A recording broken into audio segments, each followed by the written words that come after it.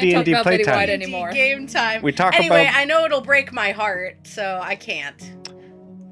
I'm going to break your heart. Here we go. Hello, everybody. Probably, welcome to It's a Long Story, a place where we break hearts, and we break hearts. We are here with our awesome friends, since Kiki will be out for a couple weeks. Yeah, she's doing a mission. She's doing a mission. That's right. Yeah. She's doing a mission for Crosswell. She's really, really into her character. Yeah, she is out in the desert right now. But we are here with the rest of the Brasslight. Everybody, take a look at your camera, wave, and say howdy. Howdy. Howdy. Welcome. For those that have no idea what this is, hi. Hello. We're a D&D live stream that runs every Monday, Tuesday, Wednesday, Thursday, and Friday. Having 5 parties, this many, living, existing, and breathing for those that do, in the same homebrew world, the wonderful, beautiful world of Astera. So welcome. Before we jump into tonight, nope. Yeah, no, not yet. Cool. Before we jump into tonight, we need to blitz on through to our sponsor of the year, which is Lorify. So big shout out to Lorify. If you guys don't know what Lorify is an awesome resource that we use, that I use pretty much all the time now. It's my new brain. Makes things very easy, and actually makes you really upset.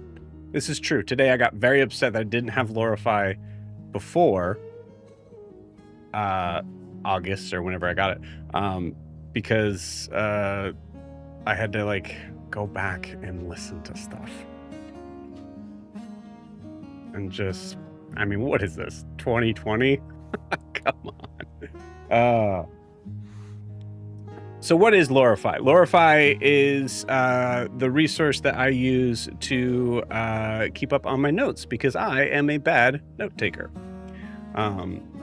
Not only I could say this as a DM, I'm a bad note taker, but also as a player, I'm a bad note taker. So I use this as a player and as a DM because it is a very useful source for people who can't focus their brain on note stuff. So how it works, you take your recorded session, whether that is in person or online like this, you plug that into Lorify, and bam, you get a session summary that is good enough to be able to have someone who has not been there, like say they were playing their character and they're in a desert somewhere. Kiki's now able to look at the notes that we have and get the gist of it. And then you can open up into other sections to get specifics of what had happened during that. And let's say you still aren't satisfied. You feel like I know I'm missing something in that session. Hey, guess what? The whole transcript is there for you to read. It's awesome. It's a very cool resource. You should check it out. Go to lorify.ai. To find out more info and give it a shot. I believe there's still a free trial, so you should do that. So huge thank you to Jordan, team over at Lorify. Thank you.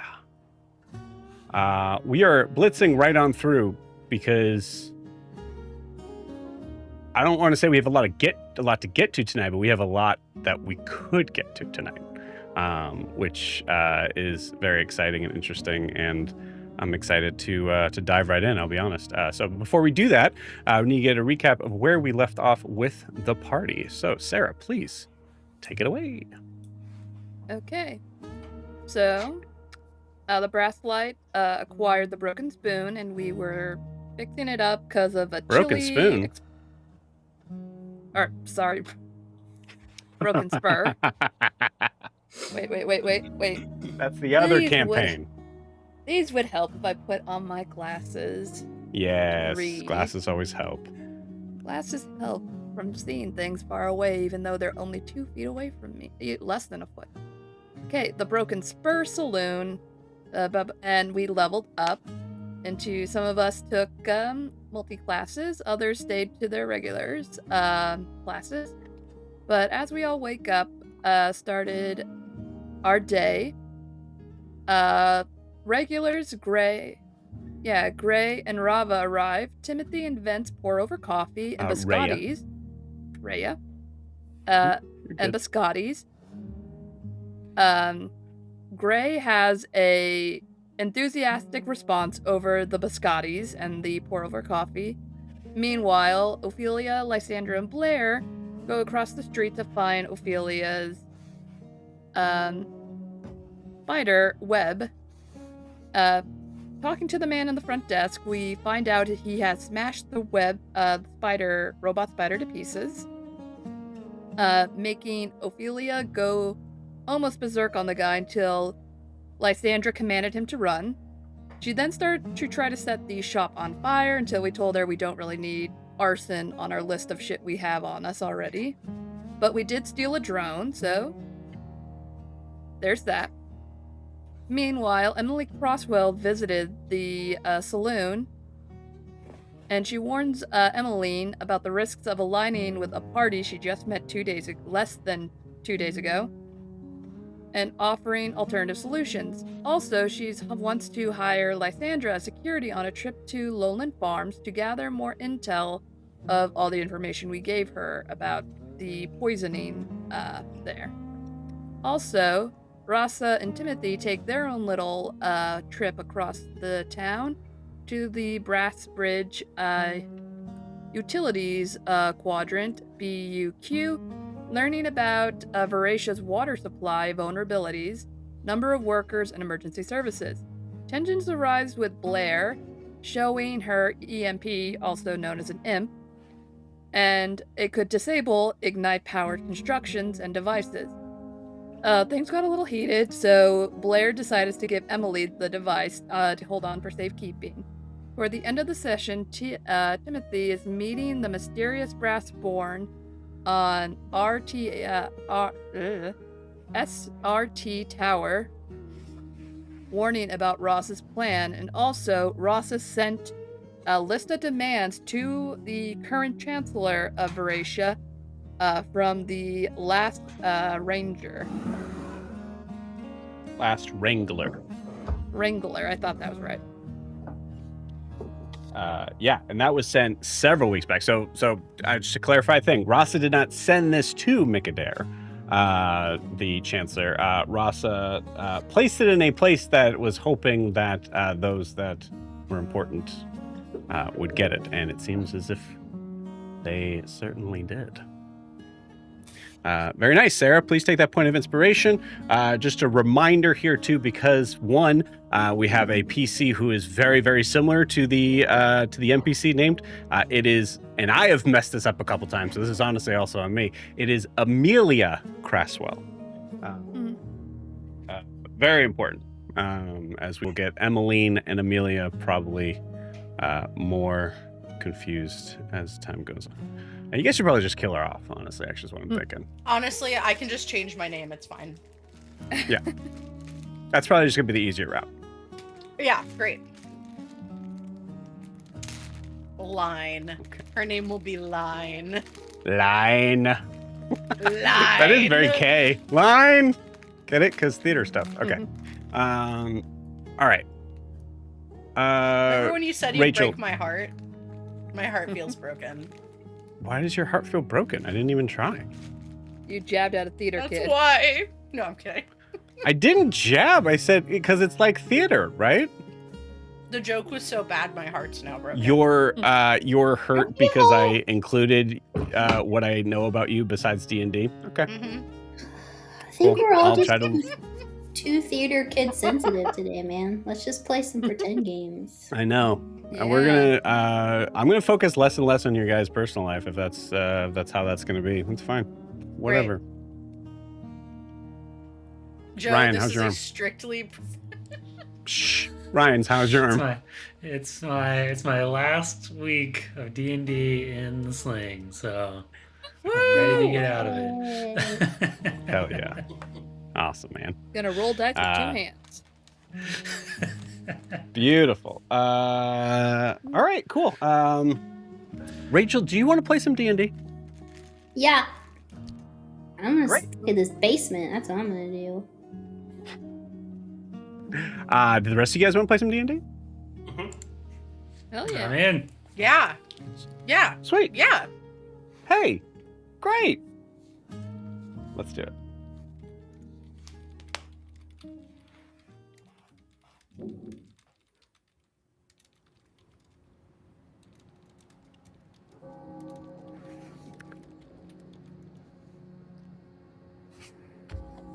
We come into a scene that, for those that have been here for some time,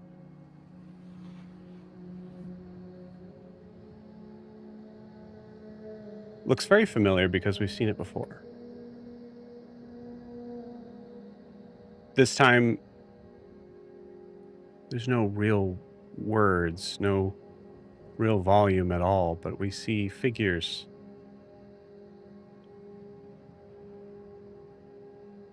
These metal, humanoid-looking creatures, all looking exactly the same, lined up in formation.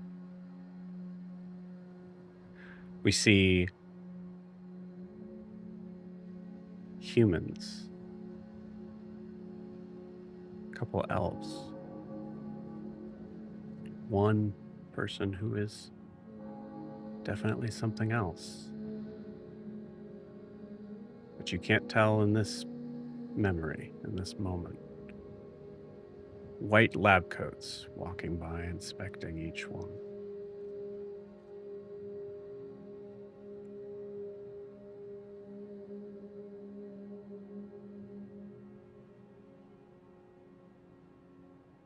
We see cages placed before them.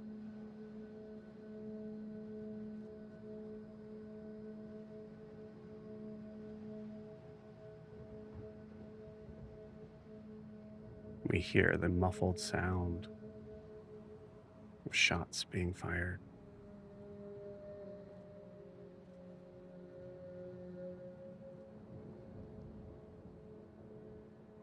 Two of the figures in lab coats look at each other and nod.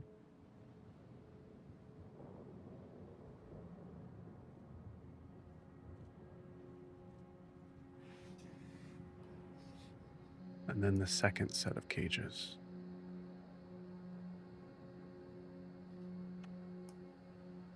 And then the third set of cages.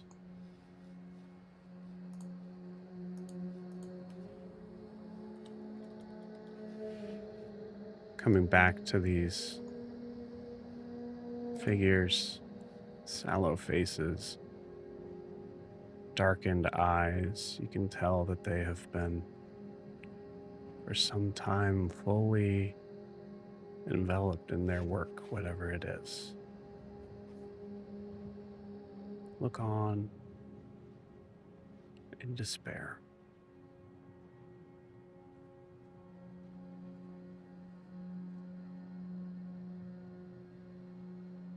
Failure.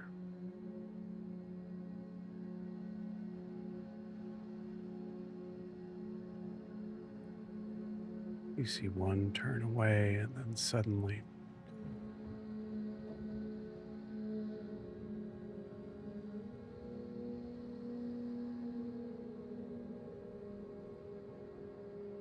hurried talking between the figures.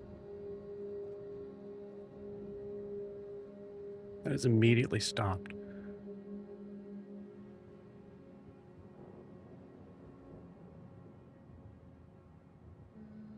There's a man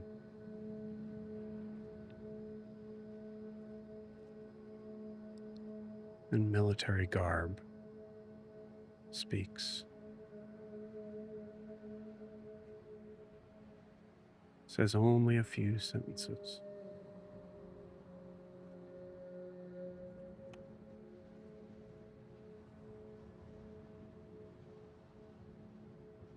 And after those few sentences,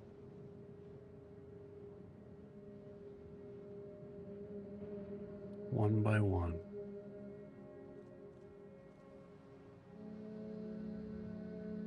these metal creatures walk single file through a door.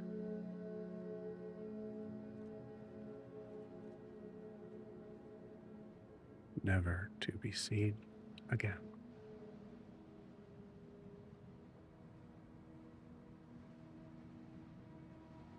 Or so we thought.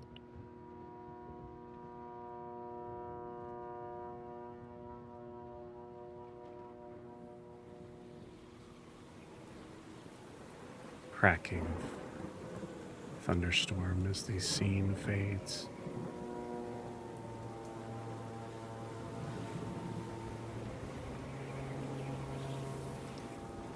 And we come to a figure of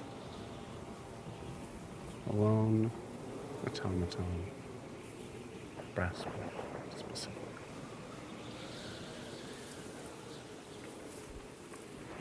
Standing on top of a very angled, strange place for anyone to stand atop this tower.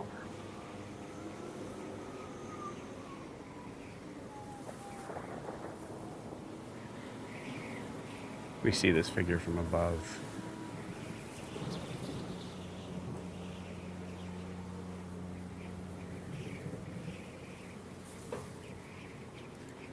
And we feel our vision move further past, down, down, down. Several stories below where we see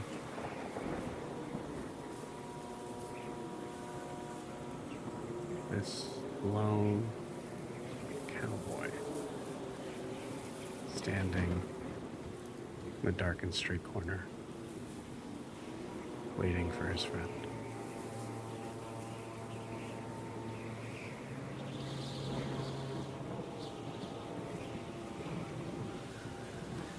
Conversation seems to take place.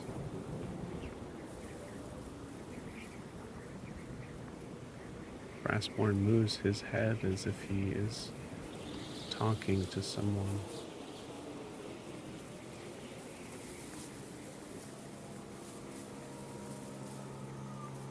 Turns and shouts down for this figure, this flesh walker named Rasa, to head back home.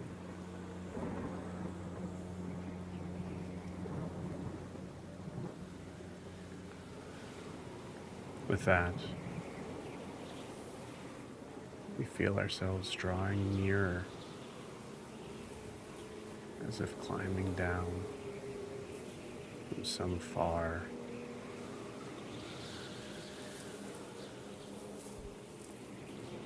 metal post.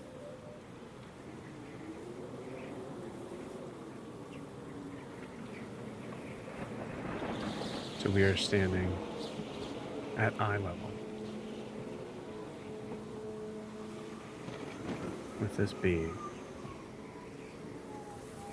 who calls himself Timothy.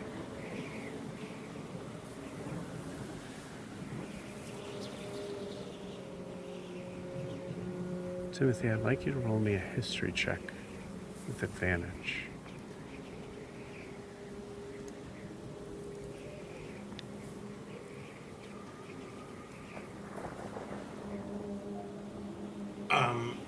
I don't know how that's even possible. I rolled the exact same thing twice. It's a 4. Okay. Are you rolling on D&D Beyond? D&D Beyond. It's been a little buggy. If you want to use physical die, I fully understand. Yeah, no, it's good. We'll say, at first, looking at this figure, there's no...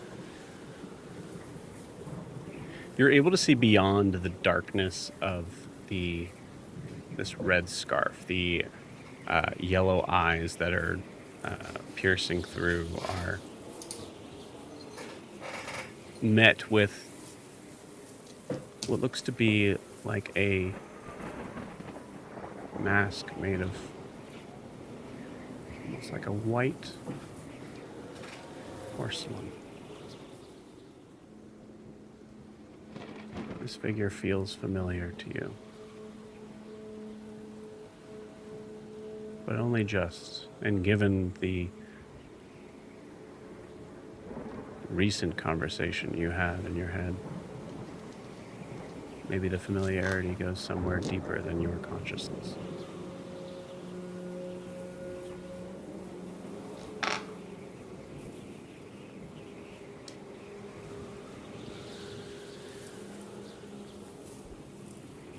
You've had a big mouth since you've been here.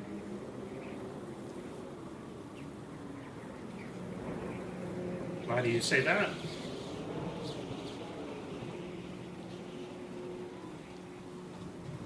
Because I've heard. No, that's fair.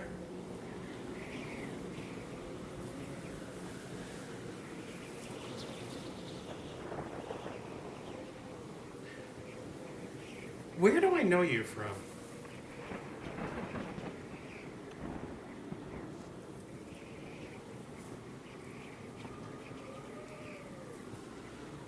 I thought of all of us Where do I you'd know know. her from? Or, and no, I think it's a her. No, I could be wrong. Where do I know her from? Actually, I don't want to call you Four anymore. I'm going to call you Eric. Eric, where do I know her from?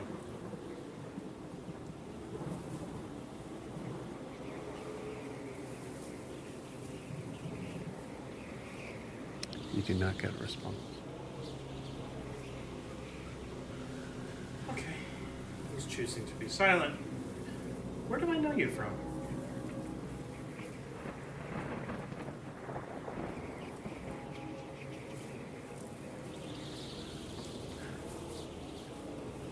I thought of all of us you would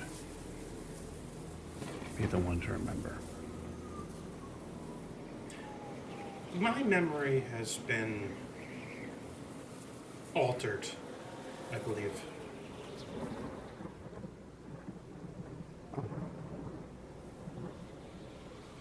So that would explain a lot.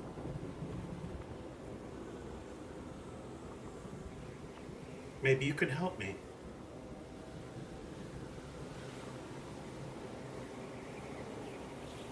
I'll be honest with you right now, Timothy, I don't exactly know if I should.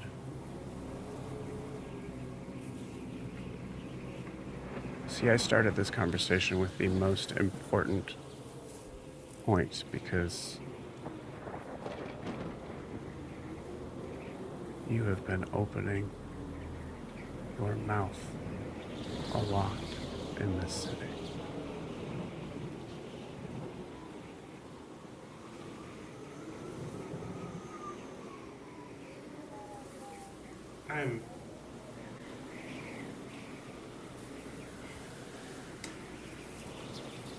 I am very tired of not knowing.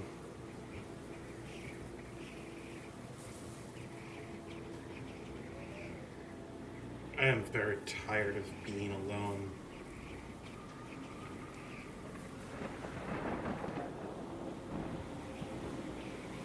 I'm very tired of having absolutely no purpose whatsoever.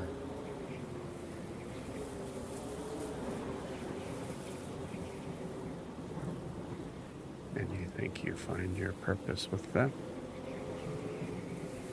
Not with them. With that one cowboy? Maybe. I have a friendship with him.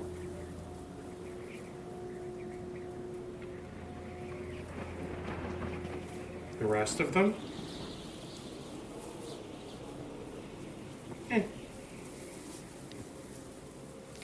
And I assume they all know. What was the phrase? I do what I want. I have been living out in the desert for many, many years, doing as I please.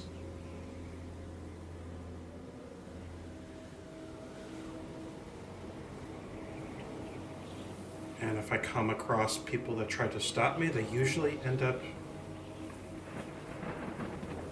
no longer living. Of that, we have a kinship. I suspect as much. But see, Timothy, I believe that is where our kinship stops, because even though sometimes I feel lonely and feel alone in this world, I know that giving away what I am and what I can do is fine if it only affected me. Did you even think of what these people would do if they knew?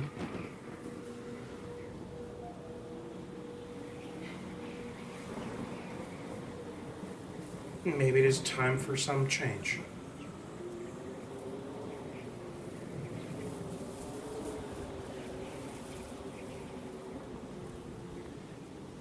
And you're going to be the one to lead them. Well, change usually starts with destruction. I might not be the one to lead them, but I might be the one to burn it all down.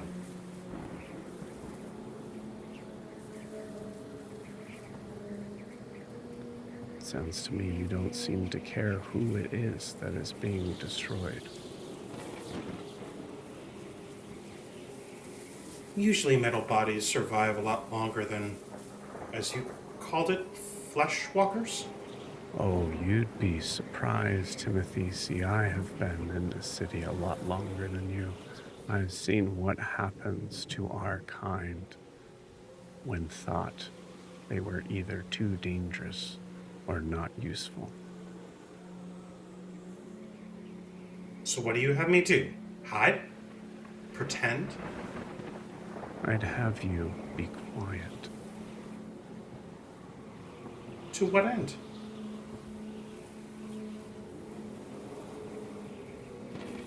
To not the end of your people. Your people.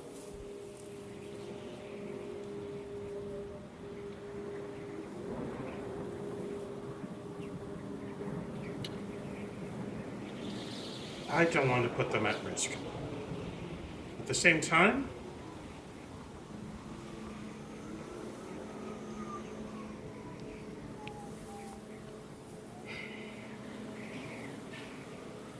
I hate to see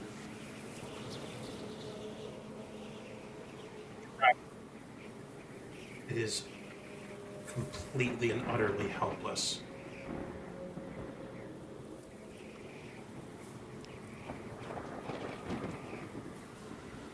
That's just it, Timothy. You know we're not.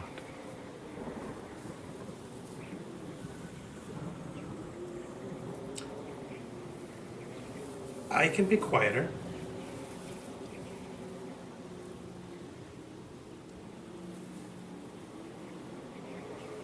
You seem to have some kind of plan in that you might be formulating?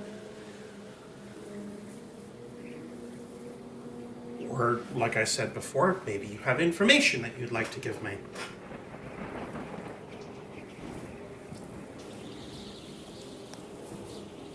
Truthfully, I only got so much from Elise.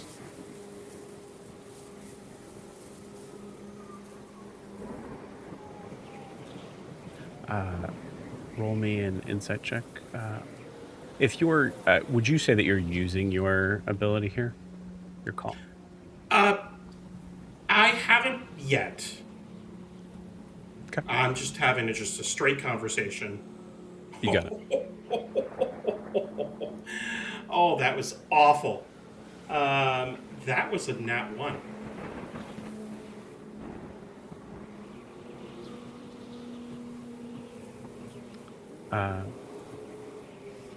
Yeah. This look of this mask having no sense of... actually, I think one of the interesting things for Timothy is that Timothy has been studying humankind a lot longer than Brassborn.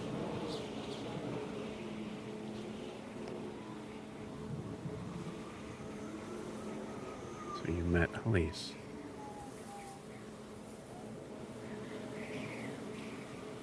I did.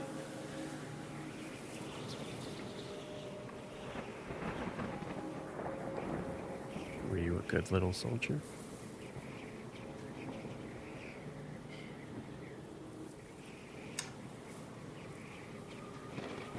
I didn't follow what she asked me to do, if that's what you're asking.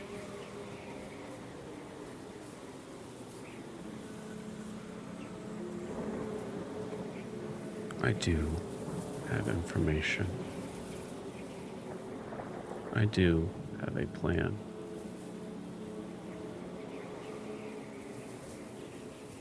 But at this moment right now, I do not trust you.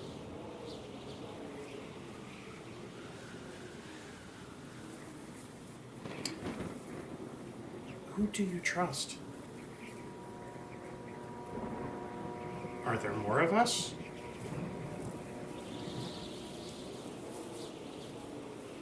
And I don't mean them. I mean us. Why would I give that mouth more words to say?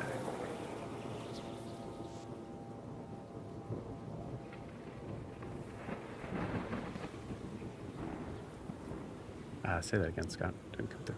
Did I hurt you?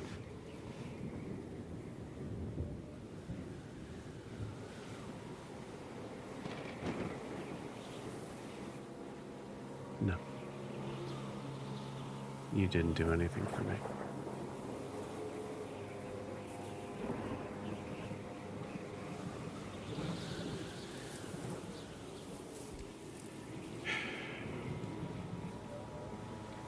Again, I'm alone again. I've been here for a very long time, you'd think? You'd think I'd be used to it.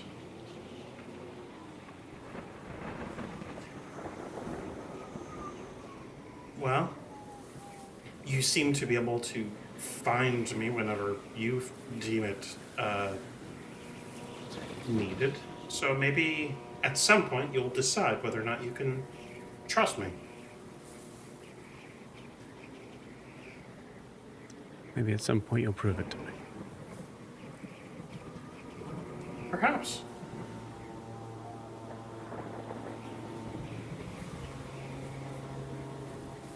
In the meantime, if your understanding of the situation was as singular-minded as you seem to claim, consider who you're giving up. I'll keep that in mind. And know that Cowboy, he's under my protection.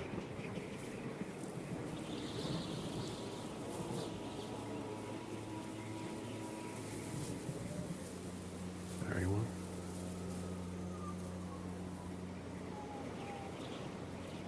I'm going to turn and leave. As you go to turn and leave, Timothy, Yes? for reasons you don't need to know right now, Amelia is under mine. Interesting. Oh, what is your number?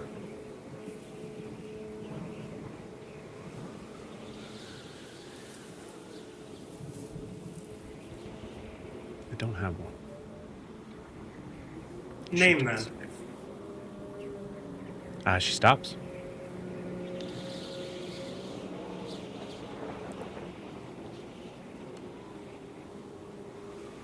You can call me Silver. Good night, Silver. And he walks away.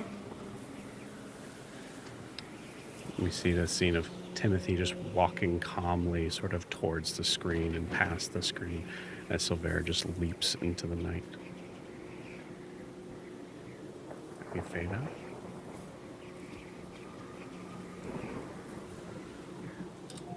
I think as we come back in, we come to Timothy walking alone in the evening that is once again now raining.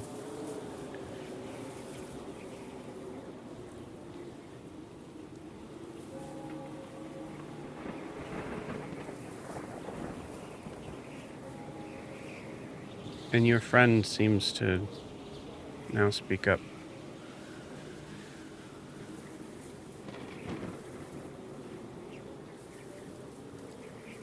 For what it's worth, I didn't consider our actions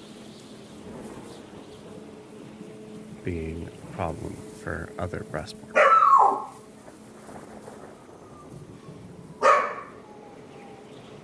As a dog barks in the night.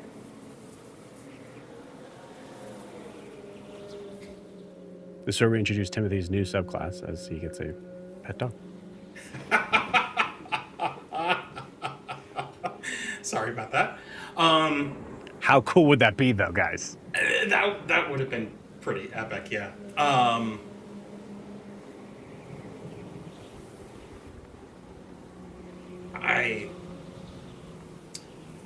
Seems that Silver has their own mind.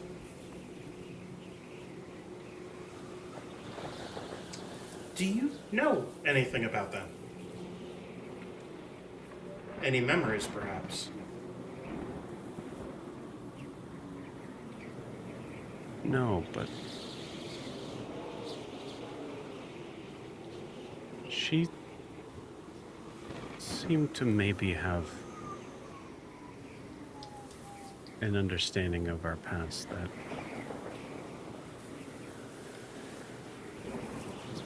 is at least different than ours. Seems to be.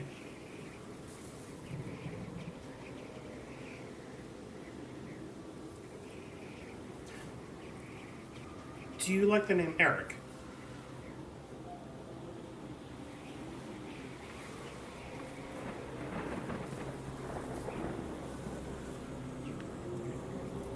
I like that name fine. Good. That works much better than 4, I believe. Well, let's walk back. Timothy, if it's okay that I call you that. Of course.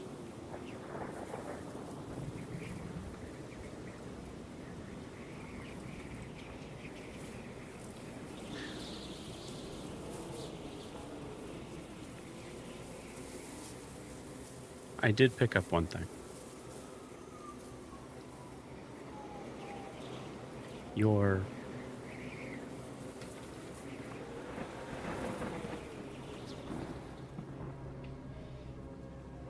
connected feelings towards feeling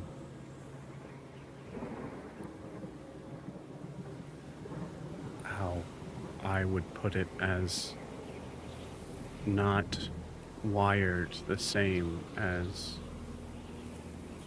these other models. Disconnected. Yes.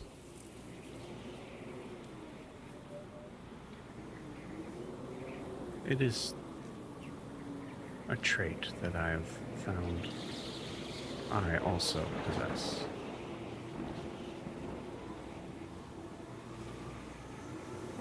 And Silver's body language strongly suggested the same.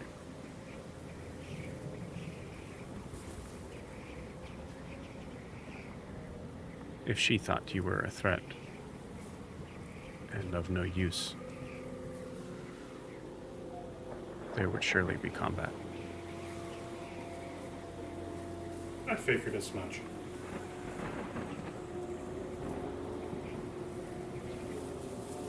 Perhaps there is a chance of reconnect. Perhaps.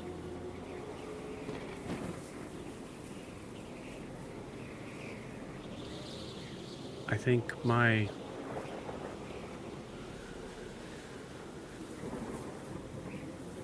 I think that would suit me well.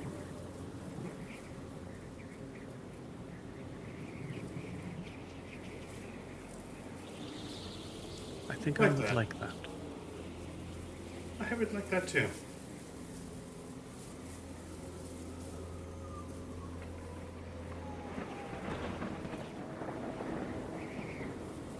Perhaps.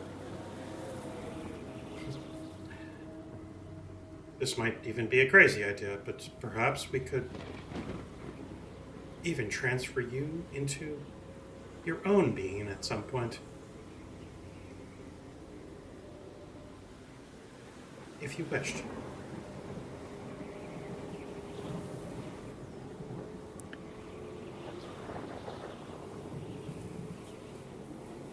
There's something that I am feeling. Something that is connecting in a positive way to me of being able to instruct and direct without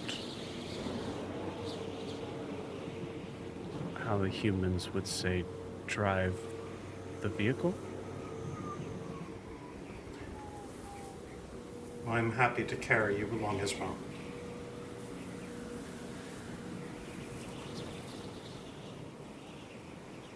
Yes, I enjoy the back seat for now. That sounds good. That sounds very good, Eric. I will take this opportunity now to submit that even though your parts do seem to be able to handle the elements rather well, it is no reason to be testing them this thoroughly. Let's get inside. Quickly as possible, I guess. I would like that.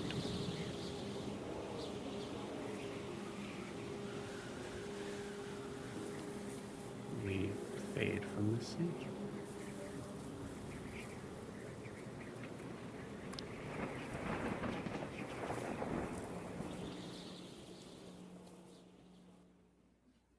Rasa.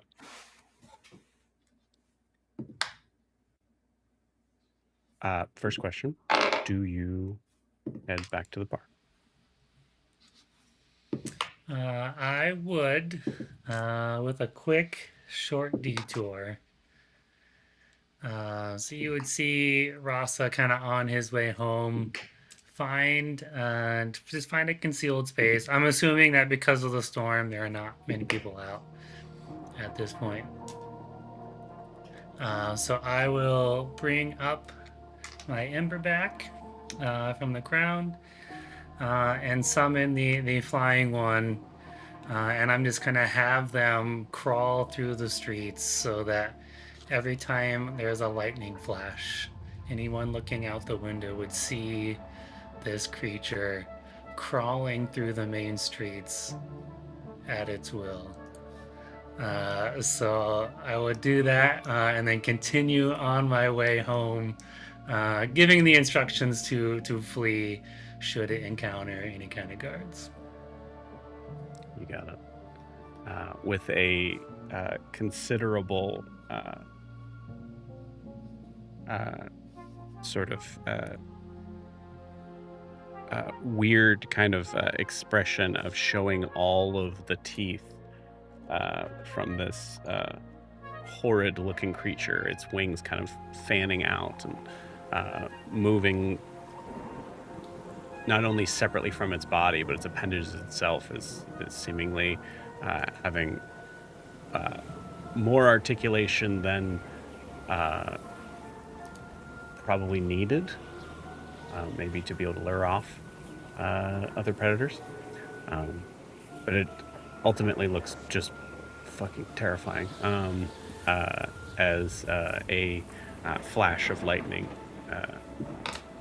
comes at just the right time, and we see that look of that horrid alien-like creature as it flies up and attaches itself to the side of a wall like a massive massive, disgusting fly. It starts to crawl away.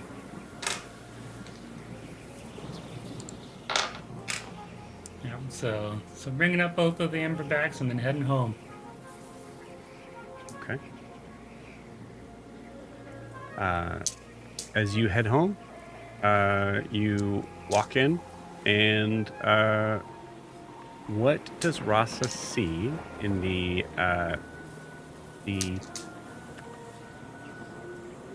middle evening? Where are the rest of you?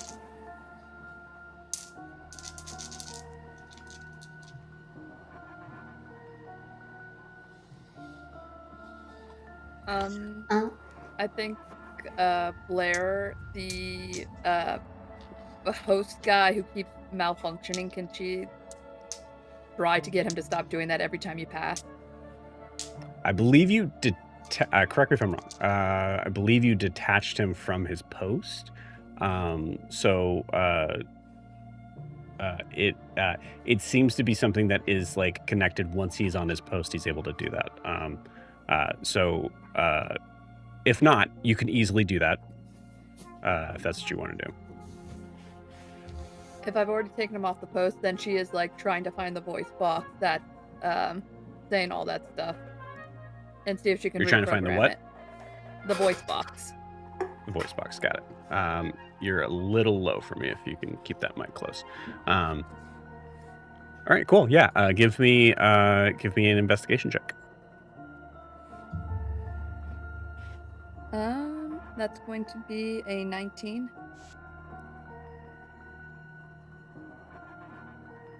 Okay. Yeah, with a 19, you're able to find the voice box, no problem. Can I change him to say something else? I'll say with the 19, you're working on it when Rasa comes in. But you probably spent a good maybe couple hours just really trying to kind of locate and sort of find where to be able to remove and start to work on that without destroying the automaton. You just see my hands all in this guy's chest or throat where this thing is. Cool. Right. Where is Ophelia? Go ahead. I found it, but do you want it not to say anything, or do you want it to say something menacing to scare people off? I mean, I wouldn't mind it just being quiet for a little bit until it operated properly, but I don't know. I don't know what the goal of this place is as far as its theatrics at the moment. Then ask Ophelia, because she's you're on paper the owner, but this is her thing. What would she like this guy to say or not say? Yeah, maybe she's got a little plan. What it used to be versus what it is now.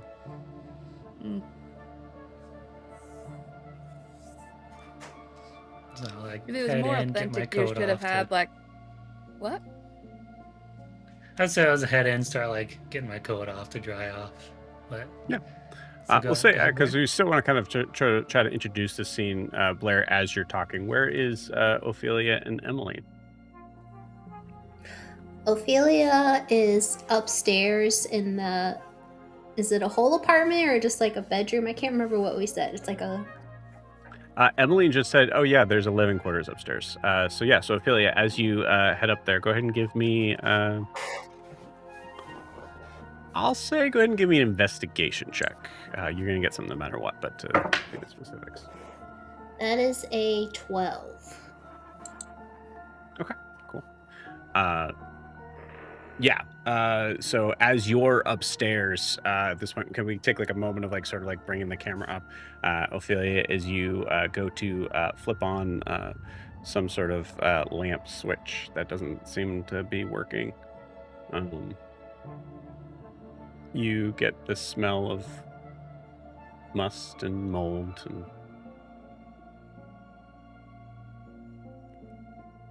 old food, maybe. But it's dark in here. She's gonna take... She has a lantern, so she's gonna take that out. You got it. Kind of we look see around. that lit up as we see Ophelia kind of looking around. I will say, as we will continue to kind of describe, there's probably a little bit of a look of disgust on Ophelia's face. But we'll come back down stairs at that. Emmeline, where are we finding you? I believe that Emmeline is.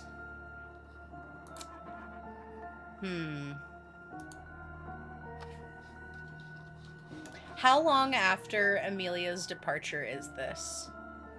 Like between the scene from last week and Timothy's scene, how much time has passed? You're in the middle of the evening, so about 8 o'clock, a little bit later. Okay.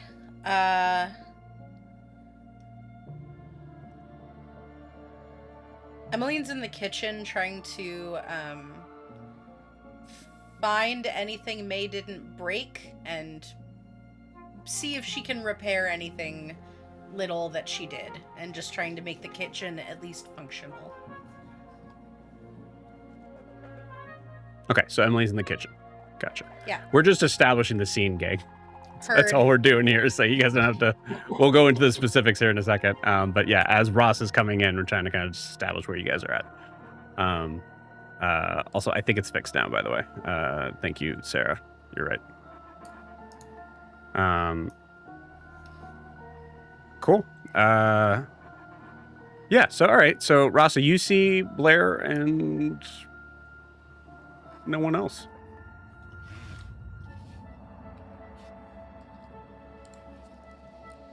Did everybody else leave Blair, or are they just kind of somewhere else right now? M's in the kitchen, I think, and Ophelia is upstairs because apparently there was an apartment. I don't know if you were here when that was said, but we could have been, like, few of us could have been sleeping on a bed. And Lysandra got hired to go be a bodyguard for a few days by Craswell. Okay, interesting. Okay, well, I mean, Ophelia can do whatever. Whatever she likes with that room. I don't know. I mean, I know I'm on the deed here, but whatever the group wants to do with this space is fine.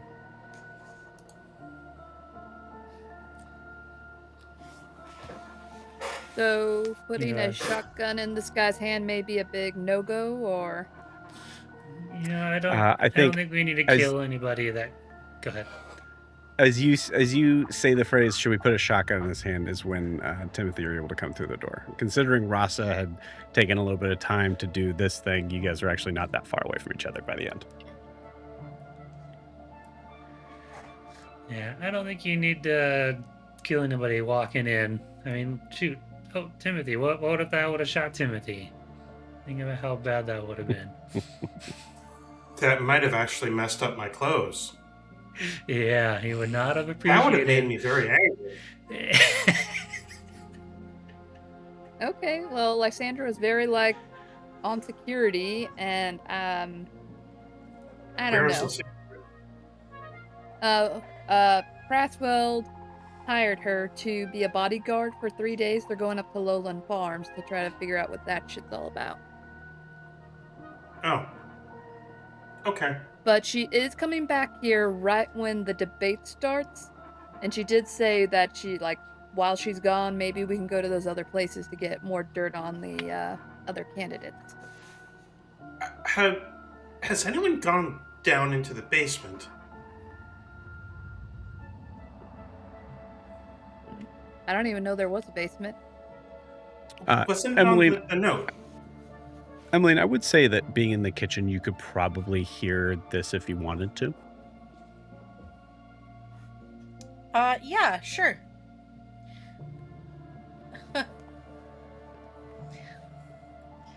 The basement. Wasn't it on the note that was?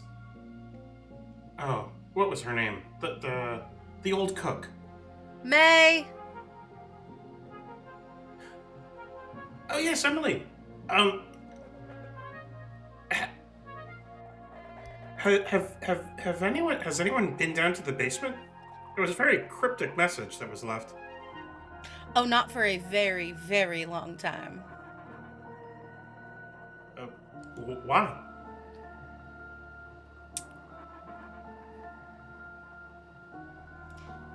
Your call. Things. I think this pause is in character, intentional. She just, things that go down there don't come back up. And if they do, they don't work right. So we just didn't go down there. Does that have something to do with that weird, like, thing I saw right by the kitchen? What weird thing you saw right by the kitchen? I didn't want to bring it up, and it looked too spooky, so I didn't say anything. How was I supposed to know It's a if that's great what that great way to meant? answer that question. What weird thing? Well, I didn't want to say anything. What did If you you're see? talking about the old saloon ghosts, maybe. She is joking. This is not serious. Like, I was just over there, and I saw, like, some kind of, I don't know. It was like this is Sarah talking. It was like a lady, right? Like a No, you didn't see a woman's lady. You did not see a lady. Okay, All it was you something. saw was the saloon doors move. Okay. That's all. Okay. Like, I just, like, saw everything, and then one minute the saloon doors are fine, and the next, like, with no breeze, anyone near them, they just open on their own and closed on them. Oh.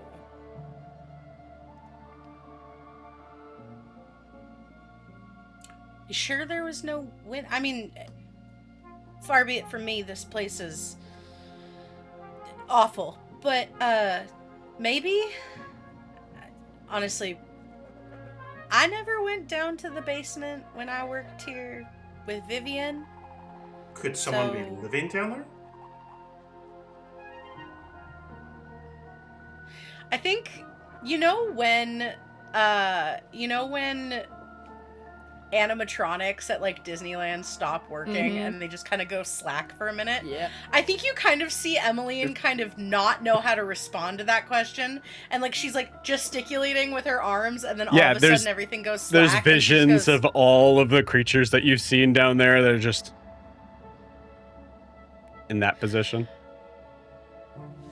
Maybe? Doubt it, honestly. I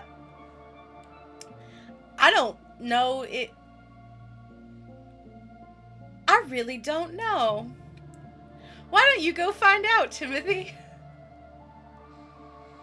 Wait. Why Ophelia. don't we... Yeah. Is there more I of the sense a electrical team down building there? exercise. Is, Well, like, I will more say of the- this. Emily, you were told specifically not to go down there. That is something that we have established. Yeah. Okay, so you're Timothy not has relaying free that to the will. group. Blair, did Okay. you want to... I mean, it was in uh, the note. Like, it was in May's note. Is don't go down into the basement. Like, Right, Ophelia from leans May, over the not railing. from Emmeline. I'm saying play your character. I'm just giving that note. yeah. Timothy and I read Blair, that note. is there something that you needed? No, don't go down there. I've always been told not to. Are you scared of what might be down there?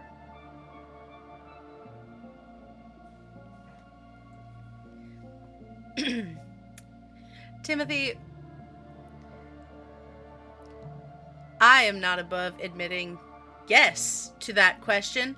The sheer amount of things that I have seen come back up wrong and then just to get sent back down again, I do not know what it is down there. I do not know who might be living in our basement. I don't know what might be living in our basement. And as long as they are not up on this floor where I work, I'm fine. Well, Wait, what do you mean come back? Like, if Blair is food? correct, then something moved up on this floor. Ophelia! He comes leaning. Shut over up, the Rasa! No, railing. kidding. Rasa, why don't you go down and look? Okay, It let can't be any- Rachel go. It can't be any worse than whatever's going on up here. And she comes down the stairs. Also, we're not going to be living in a place to just be like, don't know what's in the basement. That's crazy. That's a crazy way to live. We're going to go down Yeah. in the basement.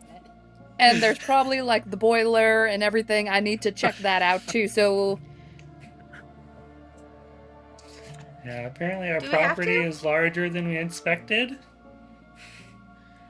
Did Ophelia, you do an have inspection? do you have a light source? Expected. Yeah, there's no lights upstairs either. I've got a lantern. That's it.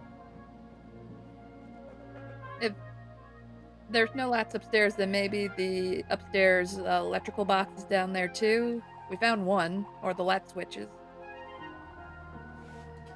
Maybe. Rasa casts light on something and throws it down the stairs. You guys aren't there yet. Light on Ophelia. You cast light and you That's a- throw it in the hallway. That's wild. I love that. That's wild. Well, I think a quick look couldn't hurt anything. You can stay up here if you wanted to. It will be okay. I'm gonna walk over to the. Wait, do I know where the basement is? That's a very good question.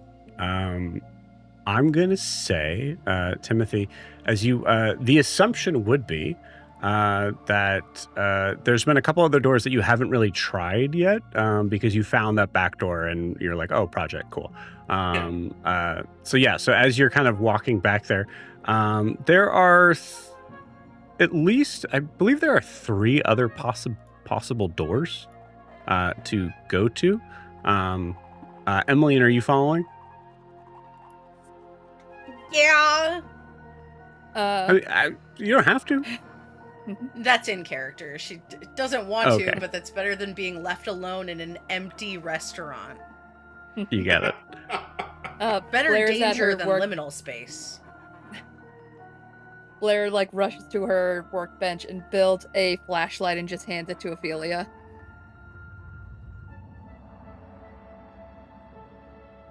Nice. And Uh, then I you hand can my lantern to Timothy. Here you go. Great. All right, I take that. Thanks.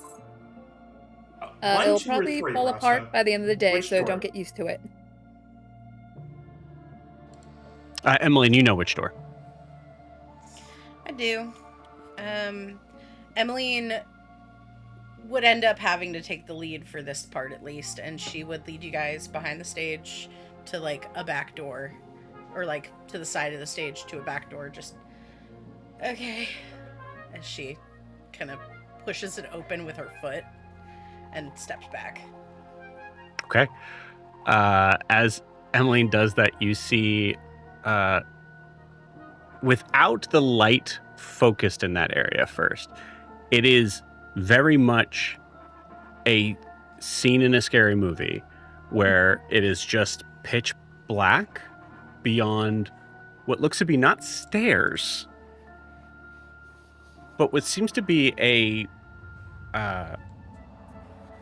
like rail tracks, like for a mining cart.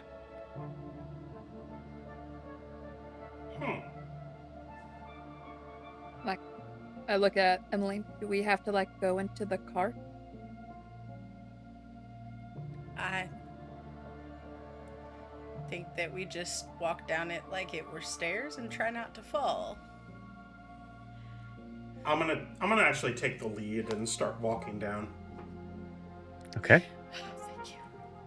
got Before we leave, I want to cast alarm on the doorway we just left, so in case something comes behind us, and I have it.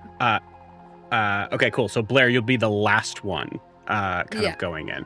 Go ahead and tell me what that alarm looks like. You see her put this weird 2 devices on either side of the door, and you see like a laser light, and then she puts something in her ear. if someone crosses it, it'll be that high-pitched whistle thing that only animals can hear, and it's right in her ear. Mm. All right. A little sci-fi, Sarah, but I'll take it. We got I point to the 2 robots beside me. That's steampunk. Big difference. You're in a steampunk campaign. Okay, no laser light, a string attached to 2 little devices. Go fully the other direction. Okay, fine. It's a little bell that if someone crosses it. You gotta. We're in a fantasy, mean- okay? Joe, fair. it's I a love string connected to 2 bells, and there's a big amplifying horn that's Yeah, on the other side of the big- bell. Big gramophone horn that's like got one too many curves around it. No, it's a giant gramophone, and then it's this weird device that just riles the gramophone till it's like. "Ew, ew, ew." Beautiful.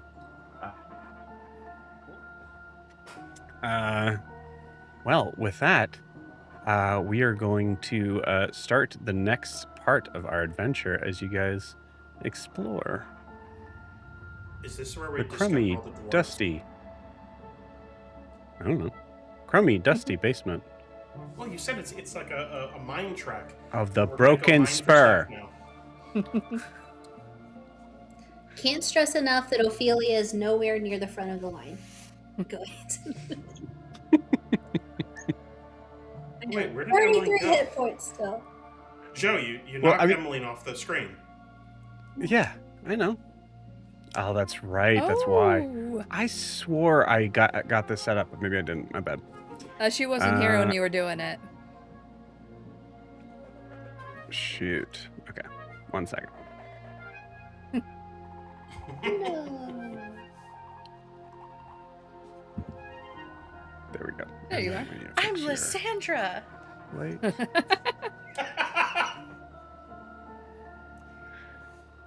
I would be honored. Lysandra, when did you get here?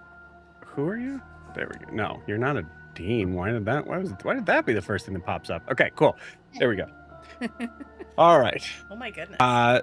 Okay, so we come into the creepy, dark basement of the Broken Spur. Timothy, as you start to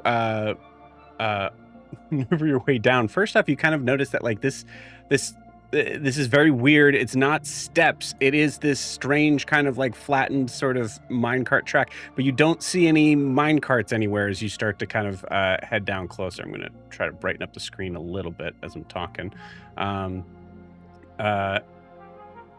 However, you do see at the bottom of the the bottom of this track is a horrible mangled amalgamation of robot automaton parts, some of which are whole and some of which are in parts. You see one of the figures that you do see is an entire sort of top half of what looks to be a automaton that you see like a cowboy hat, like a bolero, looks like was probably one of the stage, performers, that is in a crumpled heap on the ground here. Are any of them still? Are all of them like very obviously deceased for all intents and purposes? You can give me an investigation check. Yeah. Who's after Timothy? Probably Rasa. I have no idea. It was a 6. They don't look like they're moving. Okay. Is it blocking the way? It is blocking the way. Yeah, I mean, not like fully. Like you guys can maneuver I'm your gonna way around. I'm going to but- just try to push some of them out of the way so that we can get past. Okay, cool. Give me an athletics check.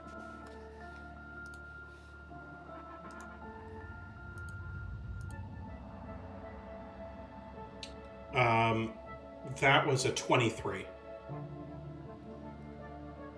Okay, cool. Yeah, with a 23, you're able to push. It seems like there's a lot of like pile up here, but you're able to push to like kind of give enough space and room to move them over. I'm not going to move them from the screen here, but you guys are able to have enough room. As you hear these kind of like springs and boings and all these sort of strange, you hear the metal sort of scraping against wood, but that's all you hear. No sounds of anything that may still draw breath, so to speak. Since I have a lantern, I'm just kind of shine it around the room. I guess I'm gonna move forward to the right to allow the other people to come in, and I'm just gonna kind of shine the light around the room to see what's in the room. Yeah, as you all start to kind of make your way down these steps, everybody go ahead and give me tell me what you're focusing on, and assume that's going to be an investigation check, unless you think it's something specific that may not be. I was more looking. I was thinking it would be more of a perception. I was literally looking at like, is there anything moving in the room? Is there any potential threats? For like, you got it. For generalities, yeah, perception check is absolutely fine.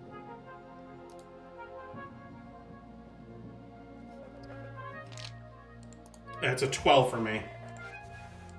Okay, cool. Yeah, so Timothy, with that 12 perception check, you see, first off, a ton of cobwebs, like a bunch of like, there's not been a lot of sign of anyone being down here for years. You do see that there is, ironically, there is absolutely a full-on boiler tank that is up there a ways. But you see that there's some various sort of kind of like random warehouse pieces here that don't seem to really like make sense for being here, but maybe it was something of, you know, this was a business owner, so it could always be the type of thing of like, well, maybe I'll use this someday, go ahead and put it down in the basement sort of thing. Definitely gives that vibe. Sure. You do not see any threats. Besides like an occasional sort of like small little mouse, like rat that kind of comes in and out. Oh, I'm sure Ophelia loves that aspect. Yeah. Ophelia, roll for rat.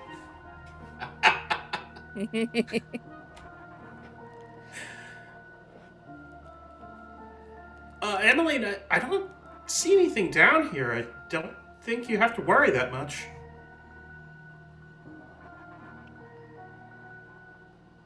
Okay. Thank you. I kind of think, Timothy, that maybe some of these things are personal to Emmeline. And maybe she might not want to see them. I don't know. Okay, Rasa. Yeah. It's not so much that they're personal, it's more... Imagine you go into a room and see a bunch of bones. Yeah, I can see this big pile of parts is probably pretty freaky for you. Blair, as you say that, the force of Timothy's push has kept something sort of like leaning on one side, and then you all of a sudden hear this like, as this automaton that still has connection to its body, but it looks very like looks very old-fashioned, but still seems to have these like yellowed orbs of eyes, just kind of falls to the ground facing up at you. Yeah, I can see why this freaked Emily out. And she is not being very discreet. She's like looking in the pile of parts to see if there's anything good. Like what? Like, is there like intact parts for like her friends here that in case they lose an arm, or A very specific part that's very unique or very important. Absolutely. Yeah, go ahead. Give me that investigation check. I did, and it is a 24. 24. You absolutely find a bunch of replacement parts that could actually probably work pretty well upstairs. This was a good thing to come down here just to be able to kind of find that stuff. Joe, Yeah, I'm you just just gonna walk a couple of steps forward as I'm like looking around. Yeah, you got it. I'm Keep just going, Blair. like going What are you saying? back and forth between the pile into like the minecart thing. I'm actually bringing it closer to the pile. Weirdly, need this. no minecart. Oh, I thought you said there was a minecart. There's a mine. Well, this is the thing that gets weird. There's a mine track, but no cart. Huh. That is weird. So this is I know this seems freaky to you, Em, but this is a good part. This is still good. In Hold up case ahead, you're just like totally fine. I think these eyes may actually work for you in case you like need them or like someone you know. Like I think I could. These are real. Like if you know anybody, these are I think these could go for like 10 or even 20. These are pretty well good parts. I am so glad that you found those. I'm sorry if I'm being a little bit insensitive. I'm just gonna stuff them No. in this bag. Great. It's like if someone just showed a severed hand in front of me. It's okay. If Blair ever loses parts, we could replace her with these parts too. That is My actually luck, so that's- much more disconcerting. I would rather go back to Nexus. They make better prosthetics, in my opinion. My friend Luckyfoot has a really good one. Is it a lucky foot? The one she misses, we always said it is. Joe, I'm curious. What is the thing in the room, kind of straight ahead of us, like on the wall, right-hand side? I'll say before I get to answer that, because I want to make sure that I get a roundabout to everybody on what they are focusing on. Let me do this. What was it you were looking at specifically, Timothy?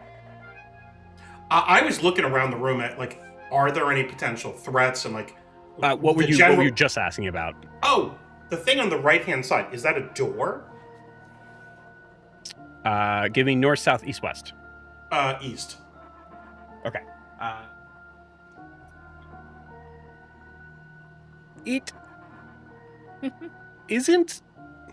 Let me get back to you on this one. Okay. That'll be an important piece. Yeah. Good eyes. Oh, okay.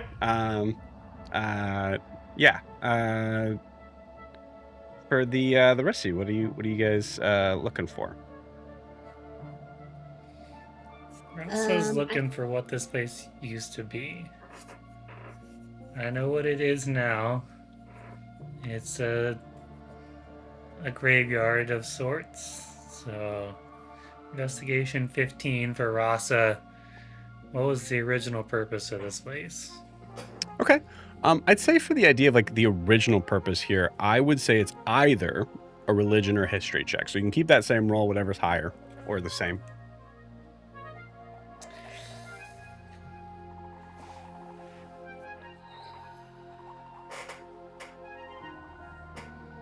That would be a 12 with either one of those, so a history. Okay, cool.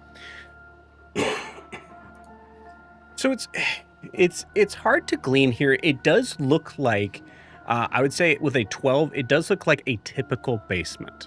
Now, granted, a typical basement of a place that Rasa is really not familiar with at all. The idea of having things that are set aside, maybe especially underground and not being used, is crazy from where Rasa comes from. But I would say, even with a 12, you do notice that there are some things down here that don't really seem to fit the vibe from up above. And that could be with a 12, that could be a functional, like, they just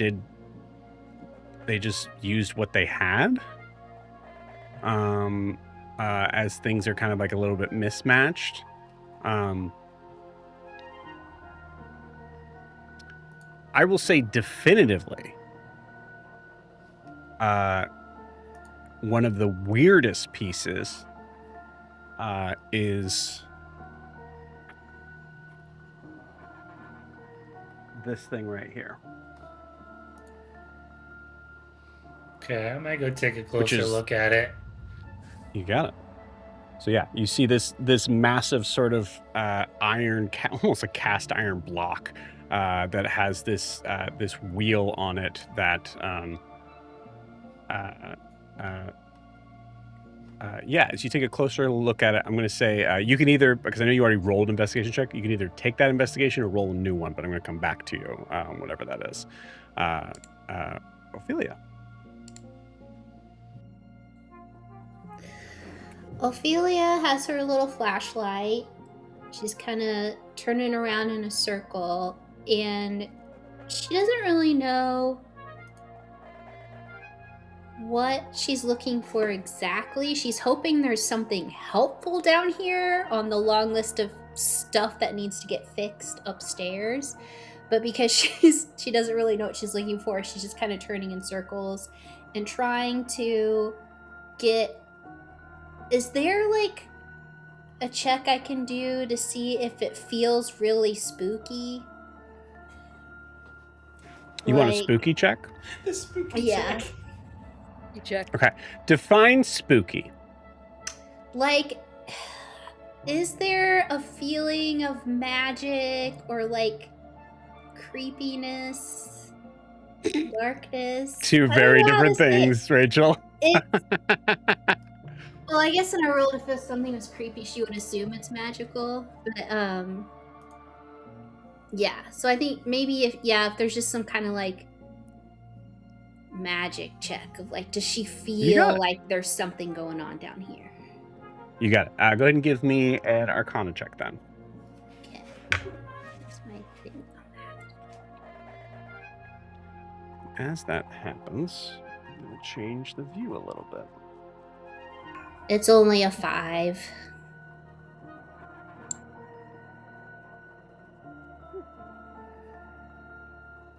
Okay. Different dice than that one. Jeez.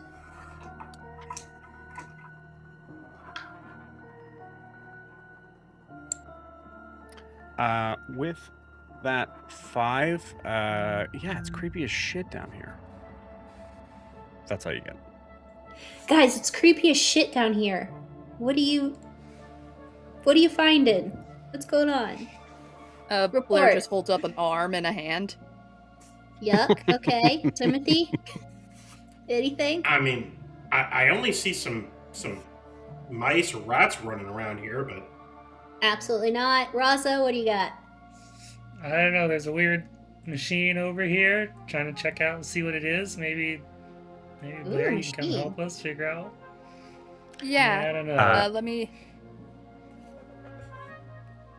Yeah. Emmeline? Emmeline. Oh God, that view is so much worse. Like Sorry. terrifying. No, I just mean okay. it's darker and scarier. I like that the pilot light is on. I also like that. Yeah. You guys are in business. Emmeline,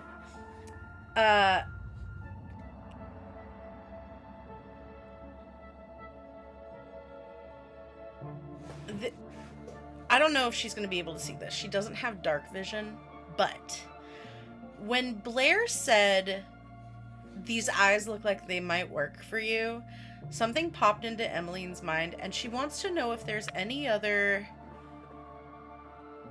parts of something that might have been a caretaker. Something that isn't like built for gimmick, but something that was built to last. Like her. Okay. All right. Yeah, give me that investigation check. 4. Can I give her the help action? I don't even think it's that necessary. No.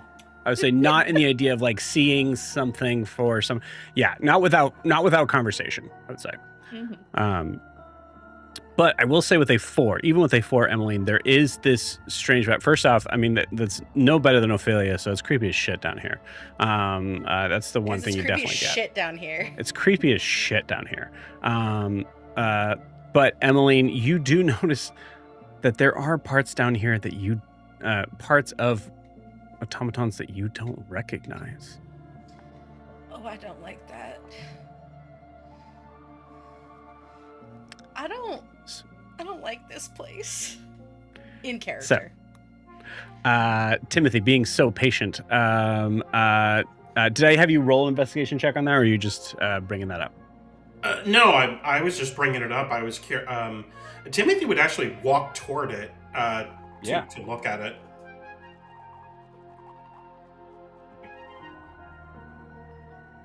I'll say this.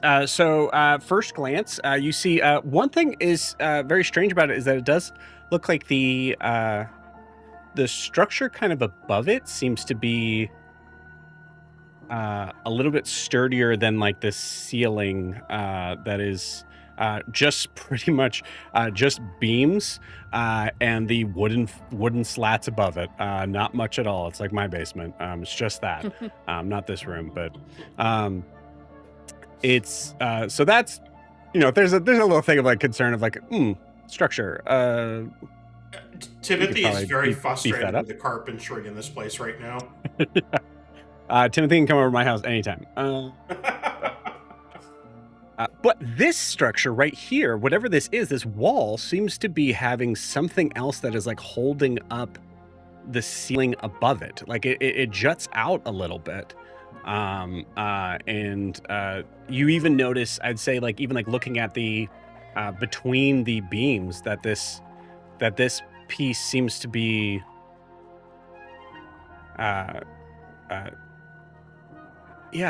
like I think at first glance there's a thing of like maybe it's holding up the building in a structural integrity that is very concerning. And this is directly opposite the tracks that entered into the room, correct? No, I mean, you guys entered the tracks from... Yeah, but if you continued that along, that would go straight to this thing, correct? It would go straight to this thing, that's right. Yeah, I'm very intrigued. Is it what exactly does it look like? Does it have a... It is, whatever it is about a 10 by 10 sort of square for you that is wrought iron. That's what you know right now, without any checks. I mean, I'll definitely do an investigation check. You got it. Say, this is the point too. So the main goal here is to kind of get like, all right, what's everybody's vibe in this room? And now you guys can kind of like help each other out too, if you want. Blair's gonna go over to Rotha to look at this machine. Oh, damn it. It's time to ditch these digital dice, Scott. Yeah, seriously, I got it. That's why I don't do digital. You gotta do physical. All right, I'm no longer doing digital tonight. I'm just switching to, because every single roll has been awful.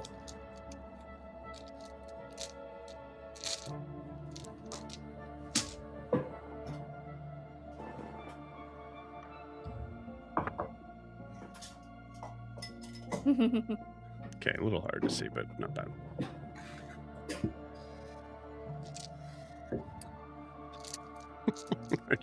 I just saw this comment from Angie. I know. We have a lot of characters we're with no running dark vision. 5.5 There's only too, two of so us it's with even dark crazy. vision. Yeah, we have a whole bunch with no dark vision. 2024 It feels dark weird vision that is automatons... just so much. It feels Yeah. weird that Warforged Yes. don't have dark That vision. is a very weird thing. It just feels strange. It's weird. It's like you have to rely on the people that do. Throughout this, Oh, you mean see every just other race cat- in the book doesn't get dark vision? That's Well, that's what? okay. So that's my okay. Hold on. So wait, your point is hold on. Time out. No, we're gonna pause the game real quick. Your point is every other race has this, so why can't I? No. I meant every other race in the book, like in the original D&D 5e. It's almost like dark vision was like inherent in most of the races, except for a few weird exceptions.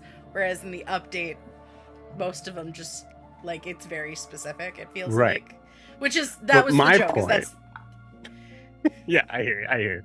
My point if is, everybody God, else has the it, idea I of want having to Joe. rely on your party is just to have the to worst. rely on Blair specifically. you just see Cat, that weird like reflection in Cat with the pilot light hitting her eyes. That weird Cat just dark Blair with body parts in her hands, just hi. all you see are those cat orbs floating with hands. But I put yeah, those so down, Ross- and I'm going to help Rasa. Yeah, Ross and Blair, go ahead and give me an investigation check on this thing. I'm going to use 9. inspiration because that was horrible. Yeah, weird wheel on this thing, Blair. Yeah, like with the body parts in the wheel, I have an idea of what it could be. That is a 21. 21. Okay. All right. With a 21, you see that there is a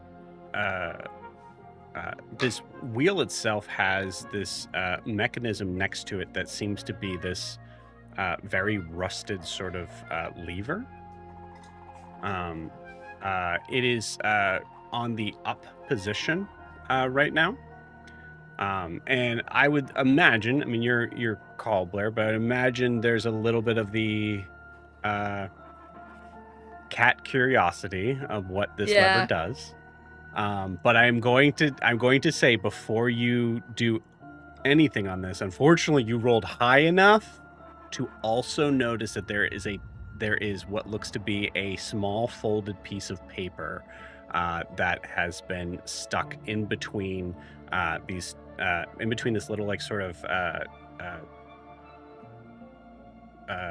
like slat in the metal that is just above this lever. I pick up that piece of paper and read it. Oh, maybe they left like instructions or like to-do list or... The note starts with Dear Emily. Do you still keep reading it? Ooh. Blair, like, pulls the paper back thing.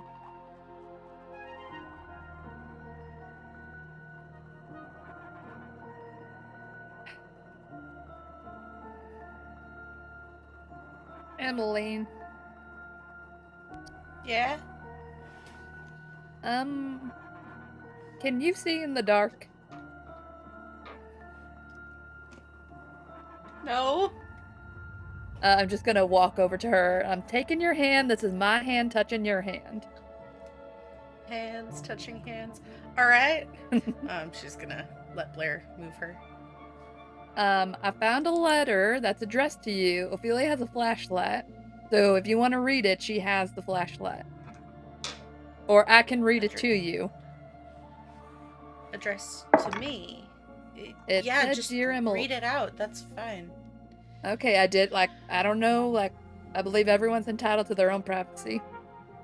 It's fine. Alright. I open the letter, and I will quietly read it to her, and hopefully no one else hears.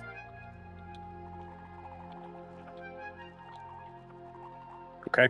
And the letter says... The letter says, as Blair reads this letter out loud, Oof. crazy choice. Here we go. Dear Emmeline, If you are reading this, then I am gone. And I hate that sentence more than I can put into ink. I left you a choice, not an order. You will probably find it soon enough. Something beneath the boards, beneath the noise, beneath the show. You may open it, and you may leave it alone. Either's allowed, either is yours. But I need you to understand something clearly. This was built with intention. It was fed with intention. And it remains closed with intention. There are things down there that were designed to watch and learn.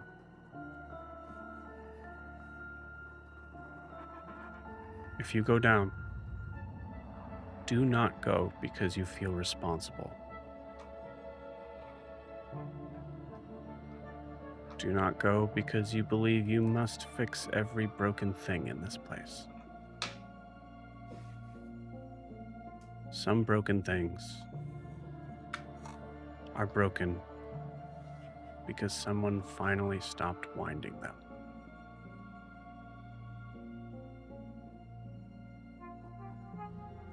I'm sorry I put weight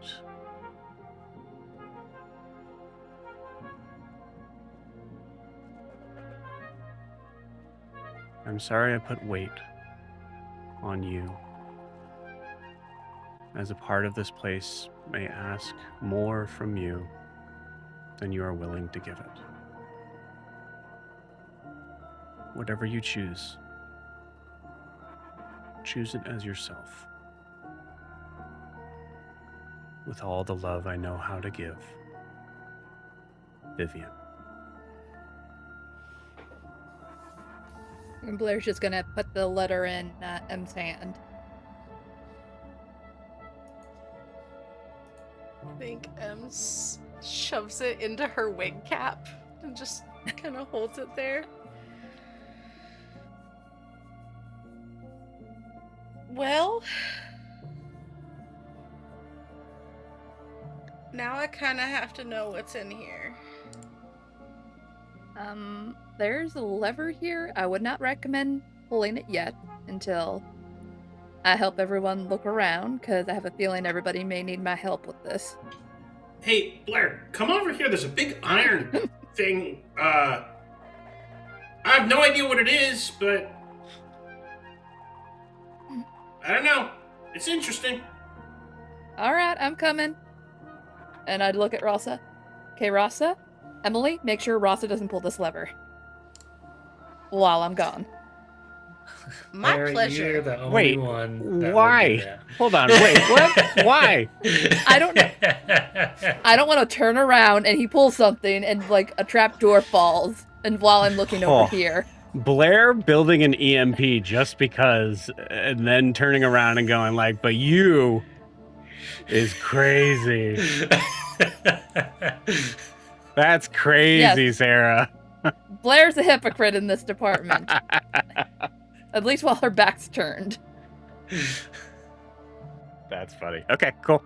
All right, Rasa, you have heard from Blair to not let Emmeline pull this lever.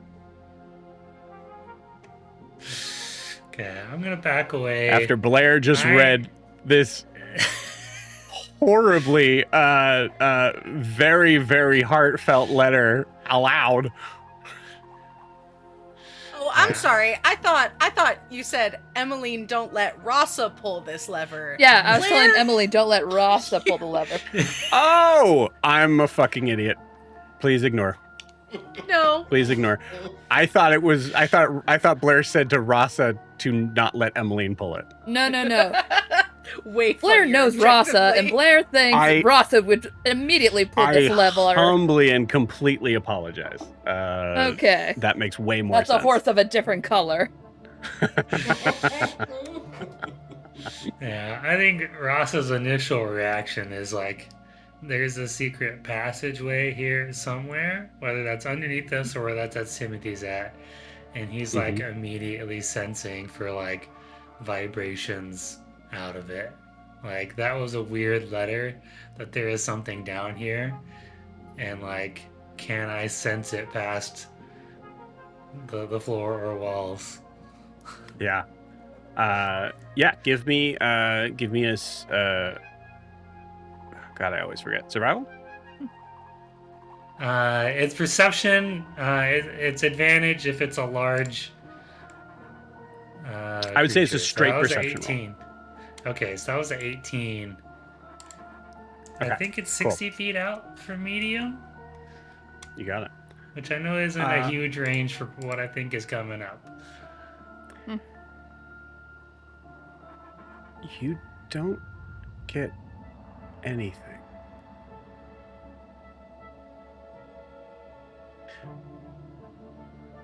But then you also notice that silence is also strange. You're underground. There's certain points in time, Ross, where you have to actually literally turn this ability off because of how much movement happens underground. A lot of the desert has a good amount of its movement happening underground. There is nothing moving under here. Yeah, Rasa's backing up like, oh shit, something's really weird. Like, guys, Ross, I there guess is. it's creepy as shit down here. Yeah, like there's a void underneath here that I cannot detect, or something. So just be ready. I don't know. Emily, that was a weird letter. Timothy's not getting these creepy vibes at all. He's just like, yeah, whatever. It's Hell still yeah. in space. Yeah, hell yeah. It's dark down here. It's a basement that's just a little dark. Am I good just standing over here? You're standing. If I have my Ember back poke around, like, can he start sensing the geometry of what's around me? I'm gonna say we're gonna keep that 18 and think of it maybe as an idea of like your Emberback's been given like specific orders to do other things. So it's you're not able to It's still, get I clean was thinking anything. it was the next day. Yeah, still same day. I would probably say Um, maybe go by the pilot lap so we can keep a better eye on you. Has Emmeline seen these Emberbacks yet? Or is this like the first time she's seeing them? She's not seeing them. now. Well, we Yeah, retconned. there's no one. There's no one. This left. is- great. I have a different ability that you haven't necessarily experienced yet. Ophelia, are you moving? Not unless someone tells me to, because there's rats. Well, Blair just told you to. Yeah, Oh, what did you imagine say? Ophelia's on a box while all the rats are scattering around you. Actually, weirdly, I mean, Ophelia's mini is right on a cobweb, so I think that's in game. That's so funny. Oh, great. Oh, it's sticky. Okay, if I'm on a cobweb, I'm moving. to... That's where Blair told you to move, towards the pilot light. Okay. Okay. Is the pilot light lit? It looks like it is. Mhm. Okay, do you just want me to keep an eye on the pilot light or what? I was just like, so you could see better, since it's the only source of light besides the flashlight and the lantern. Oh, that's nice of you. Okay. You may want to give Em the flashlight now that you're by the light. Okay. I'm gonna toss it. We'll see how that goes. Emmeline is I'll toss it absolutely to not going Emmeline. to catch it. Give me a sleight of hand, Ophelia, and roll really low if you want it to be funny. Emily can't see. She's not. The flashlight's on. It's just It is a 5. There's another dice. I'm looking Beautiful. through. Cool. With a 5, Emmeline, you toss it in Emmeline's. Ophelia, you toss it in Emmeline's general direction, and it lands with a thud right on that same face that is now just underlit by this flashlight. It now does not have eyes because Blair took them out, and it is just. Ah! Ah! Oh, well. Okay. Hate it. Yeah, Russell will cast light in here so people can see a little better. You got it. All right. Hey, Blair. yeah. He's just kind of like smacking the cast iron. What is this? That's iron. I got that. Give me a couple I hours, I could forge it into something worthwhile. But what is this? Just look and try to see, like, Investigation check. What is this? Oh, and Joe, my investigation check before was a 1. Hell yeah. That's why you're not scared. 19. 19. This is an extremely thick, like the cast iron part of this, which is already pretty hard to like. This is close to like bunker level style metal for those that are worried about, atomic bomb dropping stuff. You also see that there is absolutely a this small sort of tiny crack right down the middle of it. Crack is not a right word. It is an absolutely straight line of darkness down the middle of it. And can I feel hinges or some kind of where it's an opening for something, like a door? You find no hinges whatsoever. Time to pull the lever, It looks Blair. like it's some kind of shelter for like a powerful bomb or something. I can see there's a crack here, like negative space, but I can't see any hinges for a door.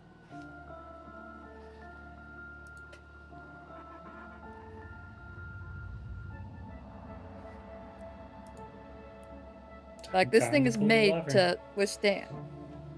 Go on. I bet you this machine here opens that. Could be wrong. Never know. All right, I know hold on. which- I'm gonna take one. I'm gonna take one step. Hey, Blair, you should take a step back too, and then I take 5 pull the steps lever. back. No, I'm do just not gonna pull the take- lever yet. I'm gonna take Let- a step to the right and just tell Ross, "Hey, pull the lever." No! Emily, what, do you know how it works? No, I don't. But it's my letter, it's my restaurant, and I say no. There you go. That's what you wanted her to say, right? Stick up for herself? I mean, yeah, I'm proud of the resistance. Okay, but we own this in some weird collective way, and I think we're interested in what's down there. And we can all wait. For Quick search anything that stands out while they're arguing before someone Nope. presses that lever. Joe, while nothing in they're your having this in your discussion, I'm gonna walk current backwards and pull vicinity. the lever. Ugh. You're gonna walk Timothy, no! Blair's just gonna immediately cover her ears and shut her eyes.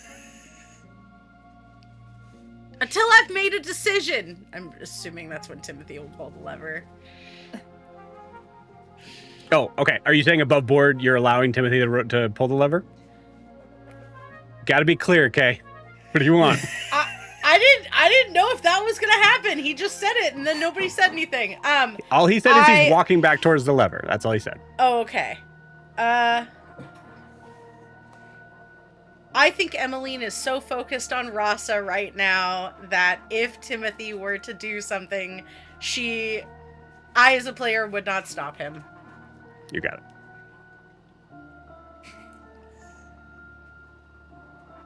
All right. So Emmeline is currently in a space of indecision. Yeah, she is yelling at Rasa until I'm ready to pull the lever or not. You got it. Timothy, your call. Oh, I pulled the lever. You got it.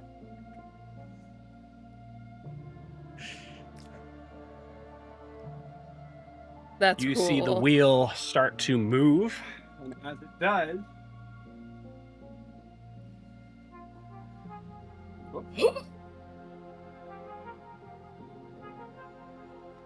okay, interesting.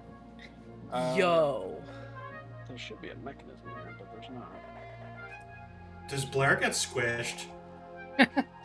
Blair gets squished and dies.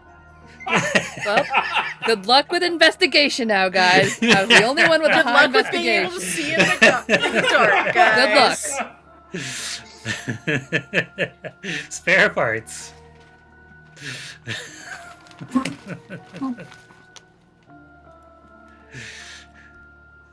There should be a play button on that one too. But okay, with that, Rasa, with your carrying over your 18 perception check, sounds go from 0 to everywhere. You all see that the light in this room seems to get brighter, and these strange sort of structures that is standing right in front of you, Blair and Timothy, you see it raise up. As you see beyond is what looks to be an entirely different structure, in an entirely different lighting, in an entirely different style. And the cage that you guys are... Oh crap, I don't have them. Hold on one second. I don't know why, but this reminds me of an old, like, 1950s diners with a black and white tile. Huh, funny that. You see a small mechanical automaton on what looks to be treads, having two appendages, but one of which looks to be like it is built from some sort of kind of like a pipe wrench system. The figure has two large ocular devices on either side of its head, as it seems to come online for the first time in what may be years, as you see cobwebs kind of fall off of him as he turns and looks at you all. Hello. Welcome to the hard catch. And with that, we're going to take our 10-minute break. See y'all in 10.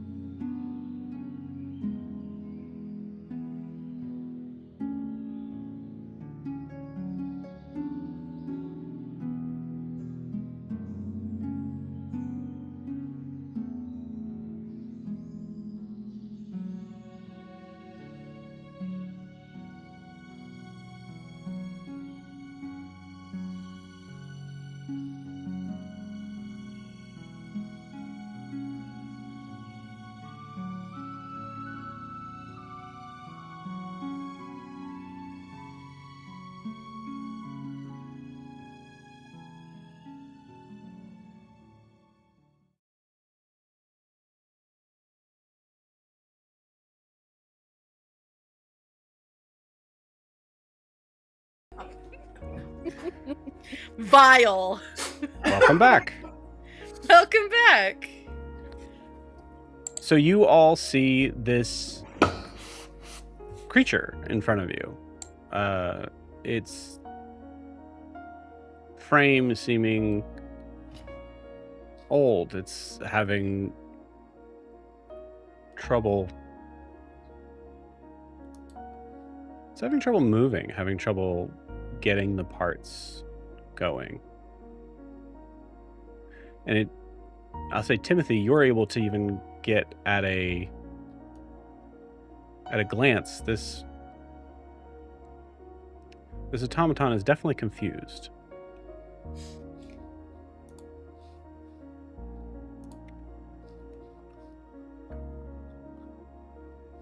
Well, welcome to the hard catch.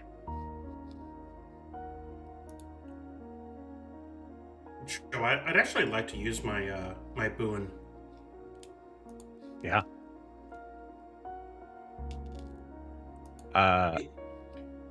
Not Brassborn, but seems to have been given a significant amount of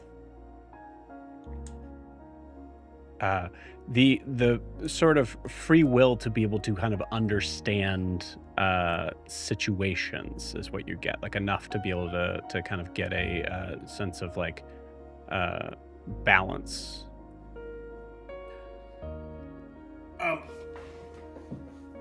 Hello. Can you tell? What is your name?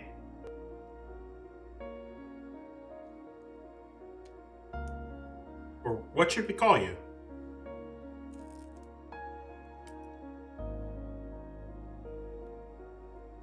I rarely get asked that question. Chip? Chip. Wonderful. Can you tell us what the hard catch is?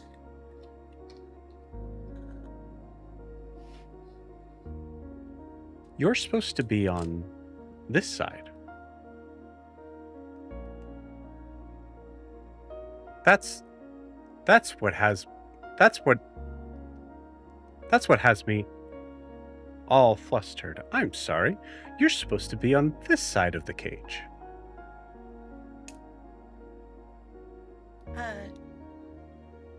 Chip. My name's Emmeline. And Emmeline. You know me? Of course. I'm supposed to.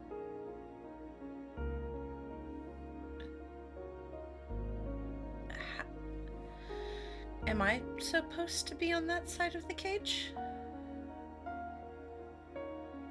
Depends on which scenario we are running.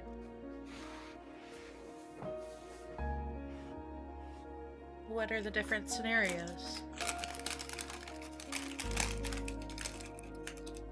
Did you get the letter? I did. I see. Is this you agreeing to know more? Emmeline's gonna look over at Timothy and Rasa, and Ophelia and Blair. Yes. Fantastic. If you all would meet me on the other side of the cage, please, we can get started. Is there like a doorway? You see that there is, this is, Ophelia, you absolutely know what this is. This is a cashier's cage, something you would find in a casino. Oh. Okay, I say that out loud. Is this a casino?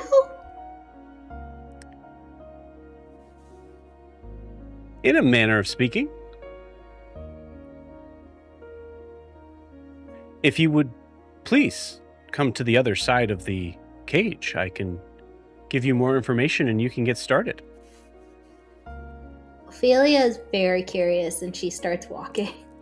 I'm gonna actually stop Ophelia if I can, and I'm gonna walk in front of her. Okay. To what end? Keep going is what I'm saying. I'm gonna put myself in potential danger before the Fleshwalker does. The squishies. Okay. Are you moving forward or are you just stopping? Oh no, I'm moving forward. You got it. We're in map form, so I'm asking very specific. Not Prisha, I'm sorry. Emmeline would go after Ophelia.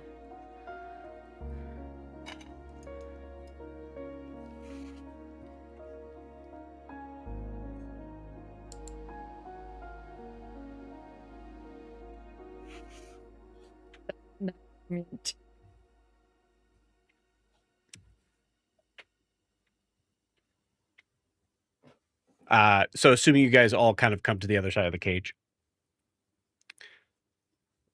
Yeah. Fantastic. Thank you so much for following direction. If you look to your immediate left, you can see where you came in.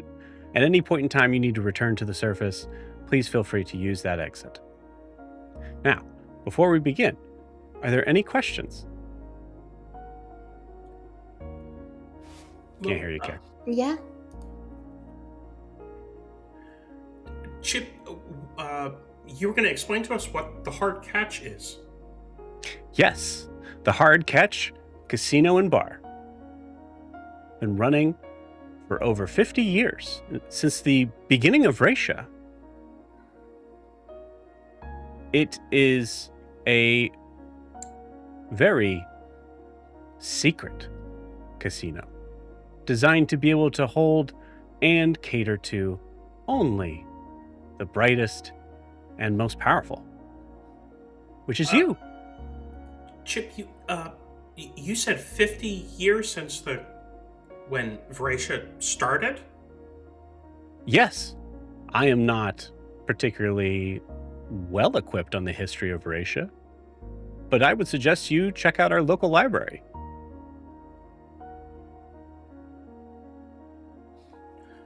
Joe, how old is Vraxia? I assume Ophelia knows that. Is it 50 years? Vraxia's probably about maybe 80 years old. Okay. Mm-hmm. Joe, it was about, was it 20 or was it 50 years ago when this part of the Brassbridge Ward stopped being part of the Crown Spire? Oh, that was only 5, maybe 10. Oh, okay. I Yeah. don't know why I thought it was 20. So this is like a speakeasy? That's what I was gonna say. Is this a speakeasy? Very good, Tabaxi. Hmm. Blair. Her name is Blair. Yes. Yes, it is. And I actually have to get specific names before we go any further. So, Emmeline. And you see him start to kind of carve out on, instead of the, at first, what am I trying to say here? You see basically Chip starts to carve into his desk the names. And who do we have next in the party? Ophelia Hargrave. Ophelia Hargrave.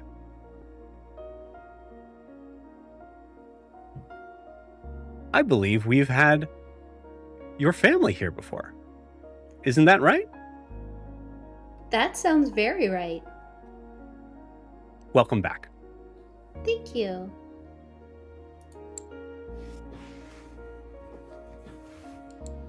Next, Rasa Strong. Rasa Strong. I very much like your accent, Mr. Strong. Oh, you're welcome. from a different place. And what place is that? Rustwater, you hear of it?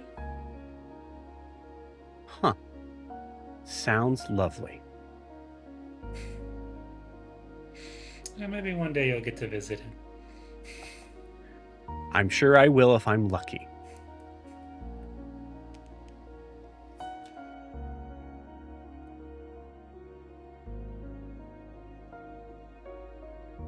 I'm Timothy. Actually, Joe, Timothy. I wanna use that boon to kind of communicate that, like, subconsciously, that I'm his friend. Okay. Timothy, could I get your model number, please?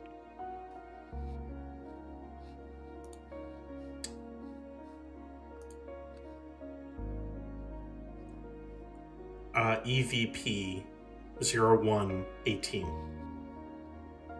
Do you like a piece of paper?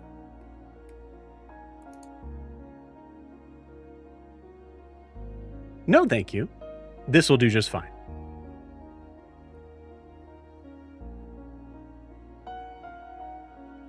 Ah, yes. And also Blair? Was that correct? Yes. Fantastic. Blair, I apologize for my not being, I apologize for my low intelligence in understanding whether or not tabaxis have last names. Could you please educate me?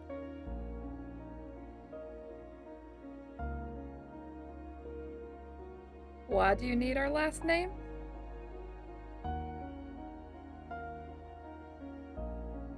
Sorry, I didn't Just understand be nice to that Chip. answer.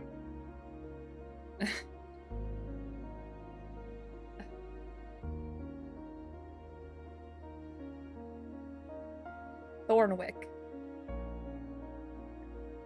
Thornwick. Lovely.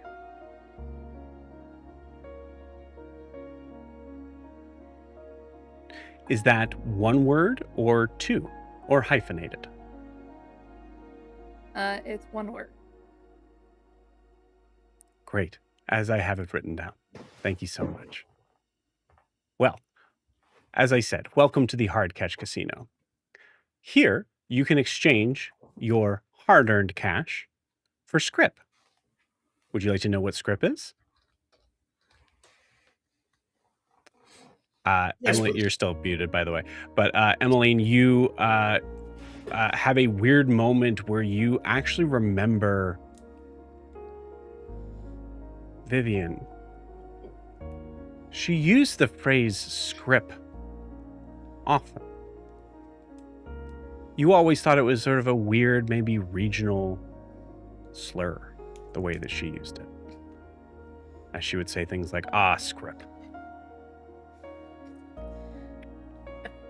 By the way, was also mentioned last session, by the way. I snuck it in there to see if you didn't say anything. Oh. Script. I've heard that before, but not in this context.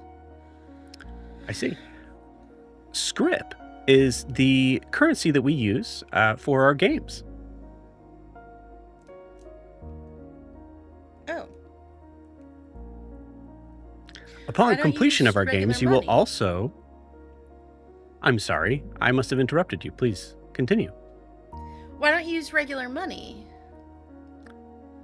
Great question, Emily. The reason why we don't use regular money is because it seems to add to the fun to be able to have a different sort of source of income that everybody can seem maybe somewhat on an equal playing field. At least, at first. Wink. Ah. You were saying, upon completion? Upon completion of said games, you will be given a mark. If you receive 4 marks, you are able to...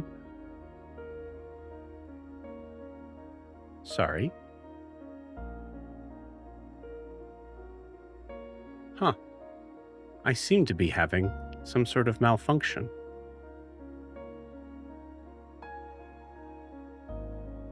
Upon receiving those marks, you'll be able to have access to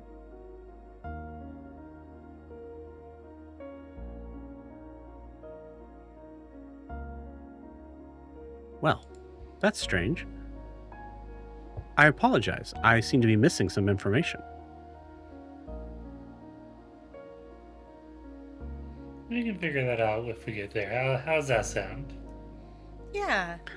I'm sorry, your regional dialect doesn't work in my comprehension. Thanks. Could you please use a translator? We can figure that out when we get there. Fantastic.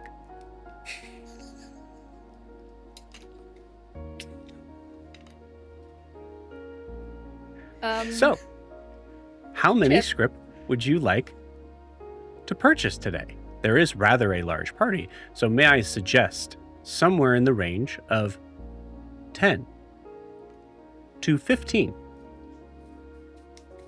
Recognizing that in your world, wink, script is usually worth about the same as 10 gold.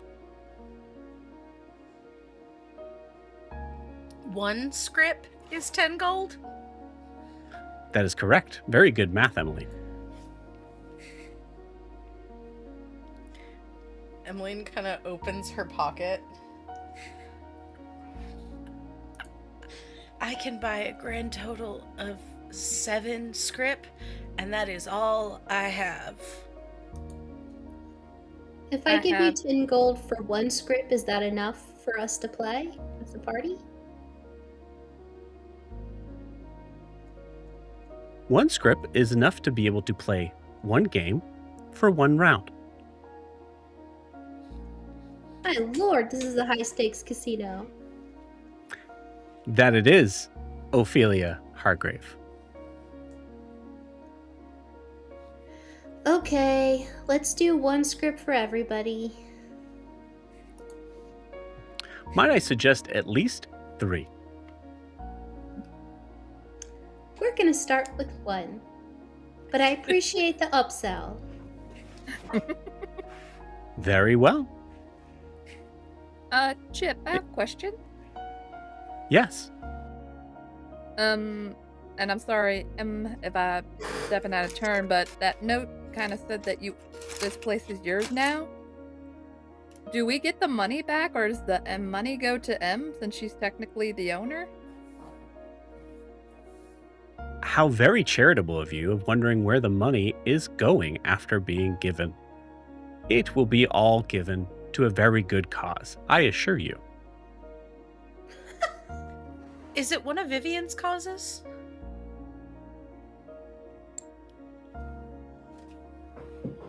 That you will have to take up with her, Emmeline. Oh, Vivian's long dead.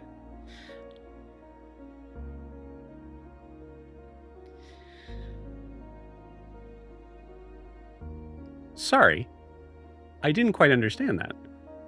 Do you happen to have a translator that would make my understanding a little Deceased, easier? Non-functional? Sorry, I didn't quite understand that. It's okay. Memory issues, I'm familiar with that. Maybe show us the games? Of course.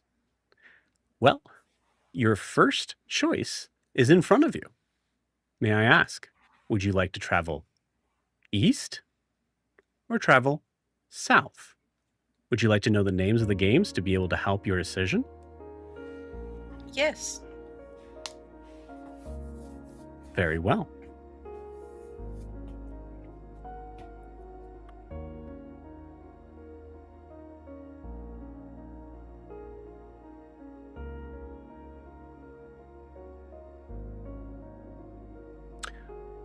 To the east, we have the matching showcase, followed by the mirror photo booth. To the south, we have the Script Cage Arcade, followed by the Stuffed Doll Workshop.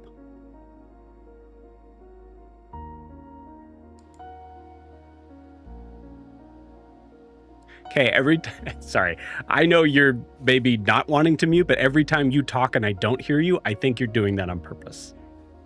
So I need to know. So sorry. Yeah, so I was need just saying, to, oh you need no.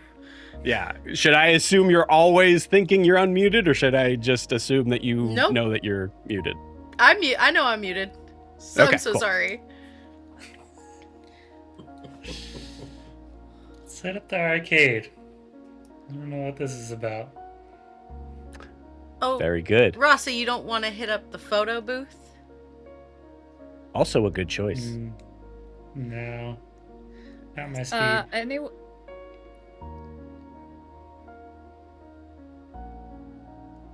I vote anyone but the stuffed dolls. That does not sound good.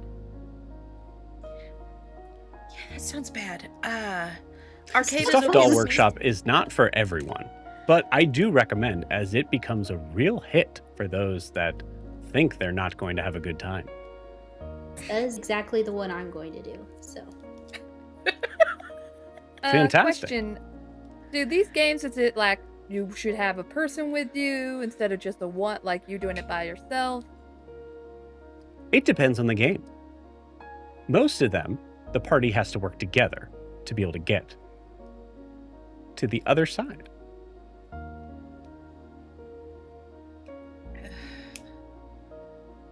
Start in the arcade and then help Ophelia in the doll room, maybe?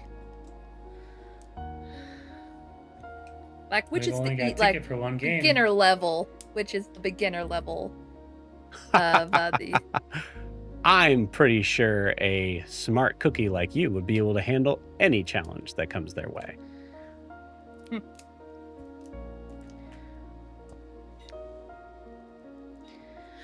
Let's go to the arcade. Arcade. South it is. Let me just collect your coins and give you your script tickets. Then you see you see Chip rake at nothing.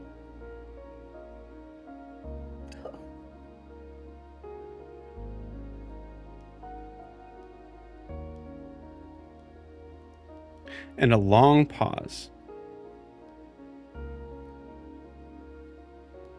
Okay, we're ready when you are, Chip. Yes, of course. I apologize. My memory bank seemed to be a little confused. How many script did you all order? 10 each. 10 each. Great. I'm sorry. How many are in your party? 5. 5. That's right. 5. Thanks for your help. And you see him hand you 50 script, which look to be these like purple, deep purple, kind of like they look like dollar bills, but are a little bit smaller. Cool. Ophelia gives everybody 10 scripts. I don't really know what we're doing, but here you go. You got it. No, I don't. Emily leans over to Ophelia. I don't really was the lying necessary? I mean, Yes. okay. I mean, I get. Okay, yep. It probably was. You're right. She does that pretty often. Oh yeah. And you guys still trust her? I'm sorry. Please enjoy your time at the hard couch. Aren't we all living a pretty great life? Can we all stop just pretending that everything I do is just so terrible? You all end You up pretty blackmailed me the good. first time we met. Okay, go. It feel free sounds to go like back on the arguments train. are already being had, which should be very interesting for later rooms. I'm gonna start walking south. Yep. I'll Get it. follow him.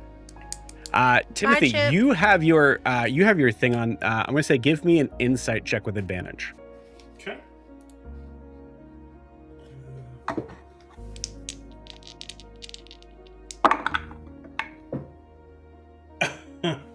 Okay, that would be a 13. 13. Okay, cool.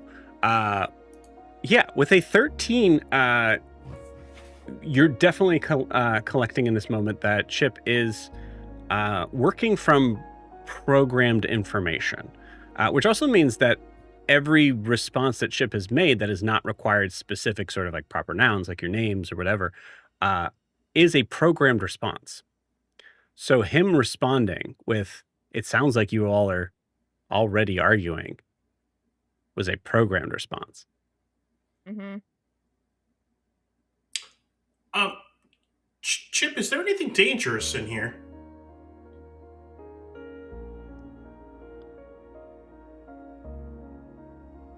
I'm sorry. I'm having trouble understanding.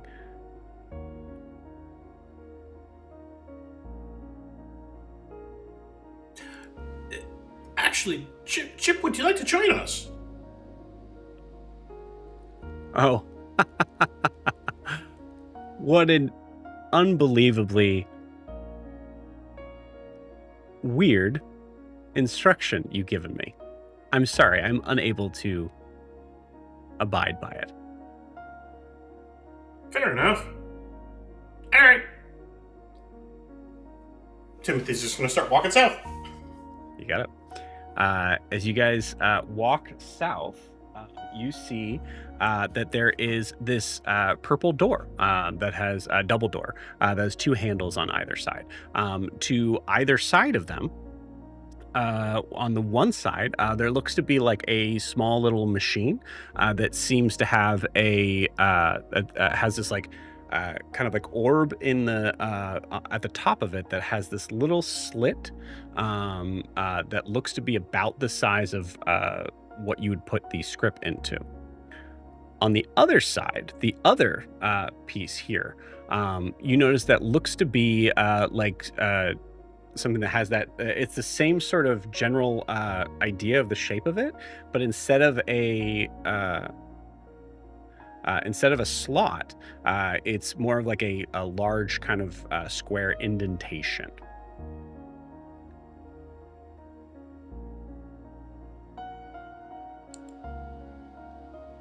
I also put his script in. You got it. All right, everybody, keep in mind how much script you have. Mm-hmm. Rossi, you now have 9. Before we leave, I ask Chip. Chip, if you could set an alarm, let me know if 10 hours has passed and we haven't left. Absolutely.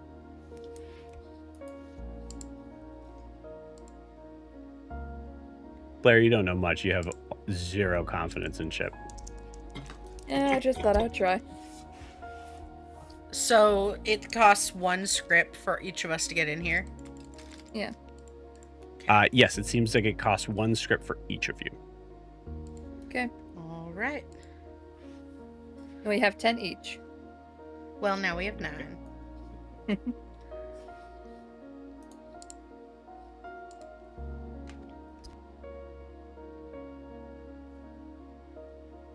Okay.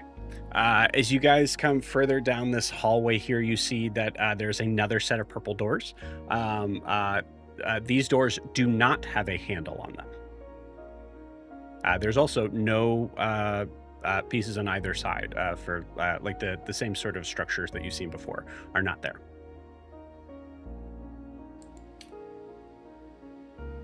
It is also, I would say that if you guys wait long enough, as the doors behind close, if you all are in the same room here, which assuming that you are, you see those doors open forward.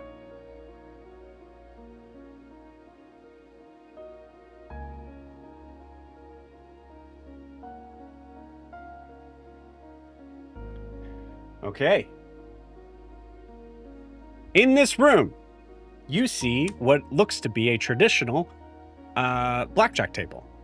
At the top of it here looks to be a croupier that has 4, 5, 6 appendages. Hard to tell exactly. It is very wide, and you see that its face is very its head is like very like squished into a space of like just functionality. As the croupier says, just everyone, please have a seat.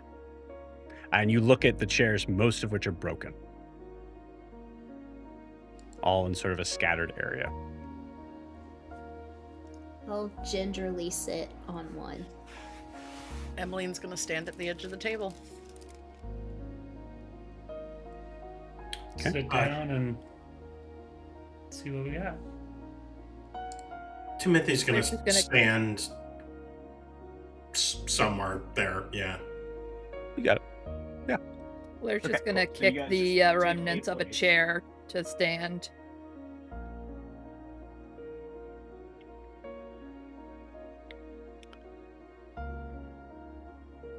Fantastic. Thank you so much. Now, are you all ready to play some blackjack? And do you need to understand the rules of blackjack before we continue? Ophelia. I'm Yeah. ready to review. What? Yes, please. I heard yes, no. I heard Ryan go, and that was it.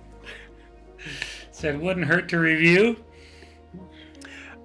Cool. I'm not going to use his voice for this. Is basically how blackjack goes. Is that you? The goal is to try to get to 21 and not go over. So you are all going to be playing against the dealer, which is our croupier. There's going to be sort of a little bit of a different sort of version of this for D&D on this side, but the main goal is that you want to have the highest set of hands. The way that works is you have the numbers that go from 3 to 9. That is excuse me. Sorry, 2 to. Sorry. Oh, okay. So there's the actual way to play blackjack, and then there's also the thing of me actually explaining to you how we're going to do it with D&D. So maybe I should just go into that. So what you guys are going to do, you're going to roll 2d6. And 2d6 is going to equal. Don't do it now. Don't do it now. Everybody's looking down. Don't do it now. You guys are going to roll 2d6, and that is going to equal what you've gotten on a single card. So a 2 or a 12, which is essentially the lowest and the highest that you could get, counts as an ace, which you can use as either a 1 or an 11. So that's the only one you get to be able to make a choice for. Numbers 3 through 9, you get the face value of the card, essentially the total number you rolled. A 10 is a 10, and then 11 is also a 10, essentially like the representing like a jack, queen, or king. Does that make sense? Okay, you got it. Hi, All right, Captain. so For purposes of our playing, do we bet something or? The script. yeah, so we're gonna get into that. So the croupier will explain. It is a 2 script buy-in, but you can bet more if you'd like.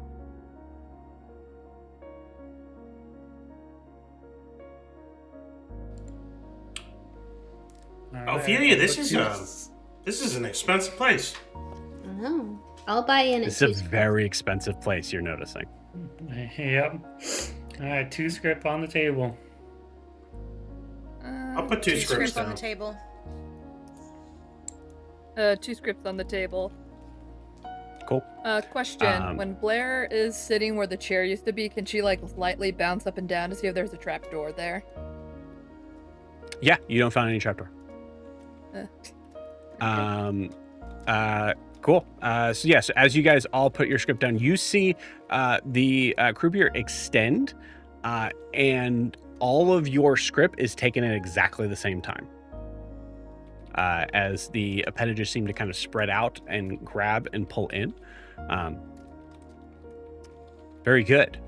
It Is looks everybody like putting you're in 2? Sorry. Mhm. It's okay. That's exactly what I was going to ask. Everybody putting in 2? Yeah. You got it. Okay, so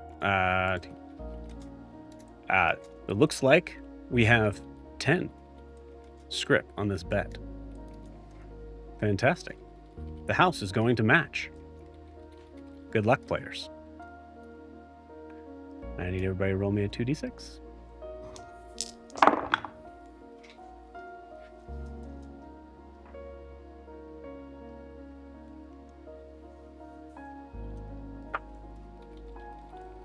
I got a 4 and a 6. So you just add them up. Okay. Yeah. It'll be the total number. All right, so I got a So 10. you got a 10.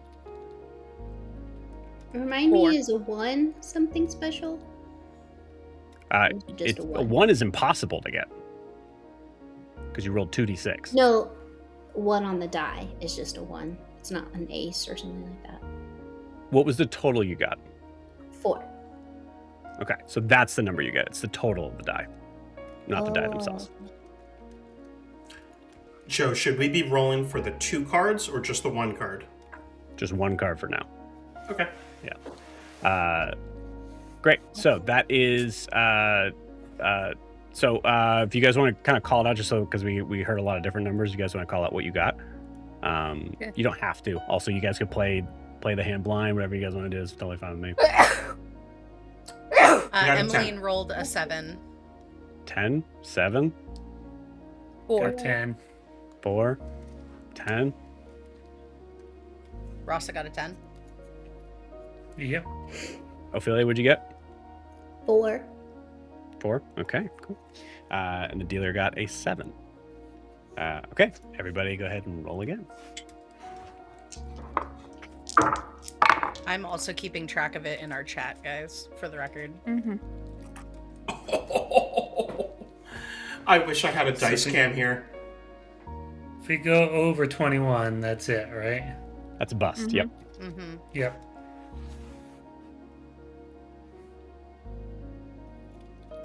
Got an 8. I got an 11. Okay. We got 9. blackjack. Whoa. Is it going over with your card? That's how I kind of. Not really sure how you'd be able to go over. What did you get in total? So I got 17 in total, but you had 7 to begin with. You're Don't throwing worry weird about the numbers at me. dealer's card. Your No, last, right there. what, Yeah, were, what were the 2 dice that you rolled? Yeah. So I'm at 17. I thought we were adding it to the dealers there, but No. I was So you No. rolled a taking 7 it. for this roll. sorry, and Yep, I put a 2 so and I'm a 2. at- It was a 5 and a 2. I just switched Okay, the die so- out so you guys could see it. I'm Okay. at 17. All right. So we got blackjack. 17. Timothy has a blackjack. I'm at 13. And 13. Okay, cool. So now it's just the dealer versus Timothy. If it matches, it's going to go to the house. That's the only thing I can do. Oh, like I can't hit for another card like in regular. No, because I think Just the 2 the rolls. party is working as a team. So Timothy won the blackjack for us, and now the Yeah. only thing is I a will say, I mean, draw. technically you guys could, but the goal is like, okay, one of you got the best possible scenario. We could split the um, money either way. Yeah, it's also fake money. Does that mean if Timothy wins, we all win? Mm-hmm. Or did you Yes. just rob us all? something, Okay. something. He's gonna get all our money. We can Uh, just get it back. Okay, so the total that I have that he has so far is 14. Ooh. Bust. So he busts. Fantastic. Yay. Very good job. Well, looks like all this script is yours. And you see a hand just extend out a little too close to your face, with a stack of script. that the I'll 50 take script? that and pass that out to everybody. Got Wow. Or 60? Good, Is it Timothy. 60 script because the dealer matched it? You guys did a total of 10, right? Yeah. We put Yeah, in put in two, two. but the Sorry. dealer only So- put so- in 2. So we're up No, 2 script. the dealer No, the dealer put in matched 10. our Holy bet. cow. Nope. No. Dealer's going to match what the total is that you guys put in. Yeah. So You we guys put in a 10, total of 10. Dealer put in 10. Which is the So original number I 20. said, which is 20. Yes. Great. So And we so each you're get just 4. going to spread it out. Cool. Yeah, we each get 4. Very good. How does everybody feel about how they did? Feel good about how Timothy did.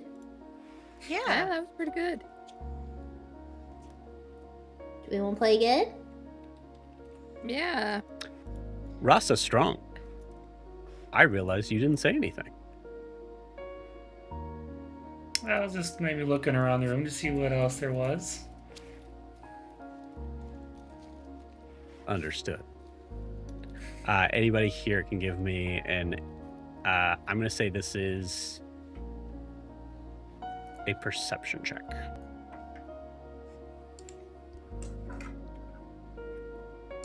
Not 20 for 23. The DC on this was 21. I was like, oh, that 22. might be a little too high for you guys right now. Okay, great. I only got a dirty 20, so. I got a dirty 20 as well. Okay. I got a 10. Great.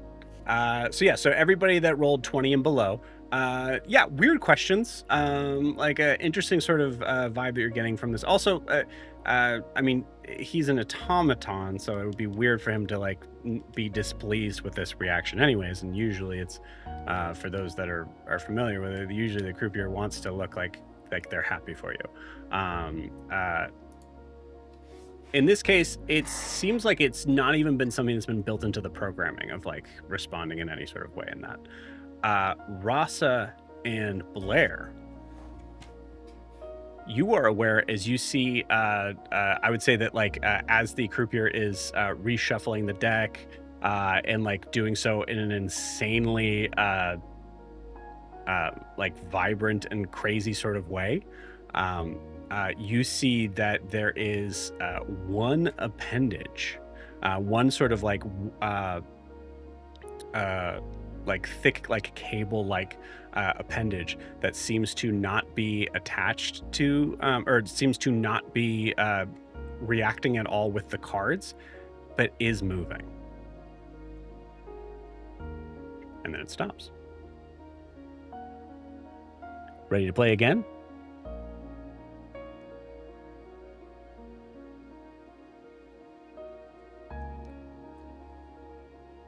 He seems to be waiting for your responses. Above board. The rules were that we need 4 wins to get a mark, and It depends on the game. So Oh. I apologize if I didn't.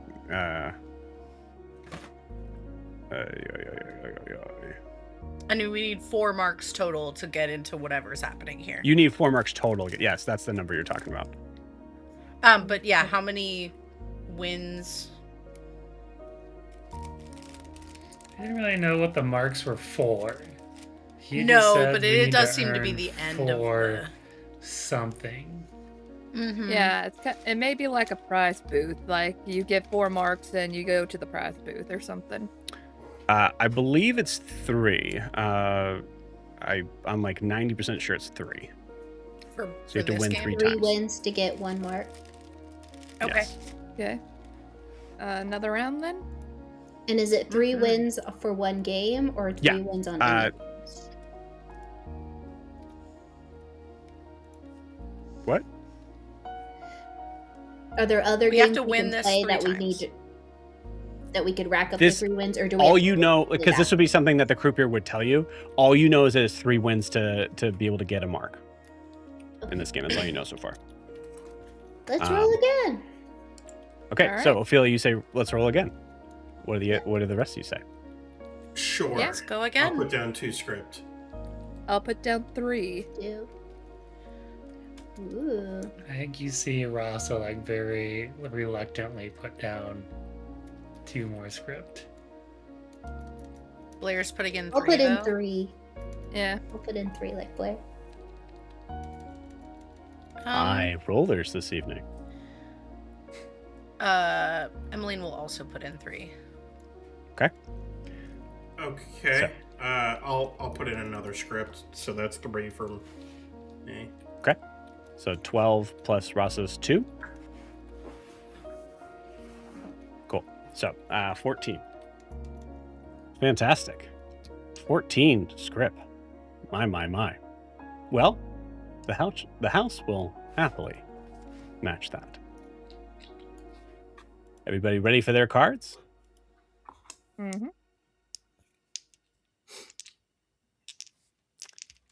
You see Yes. the croupiers waiting for a response. Yes. Yes. I don't like that. We're ready. Everybody roll. Okay. 7 for me.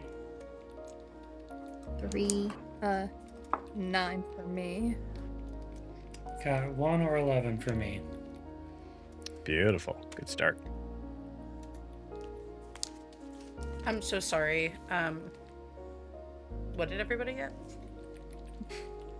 3. 7. What did Emmeline get so I can... 6. 6. Okay, got it. Cool. All right, and the dealer rolled a 6. Go ahead and roll again.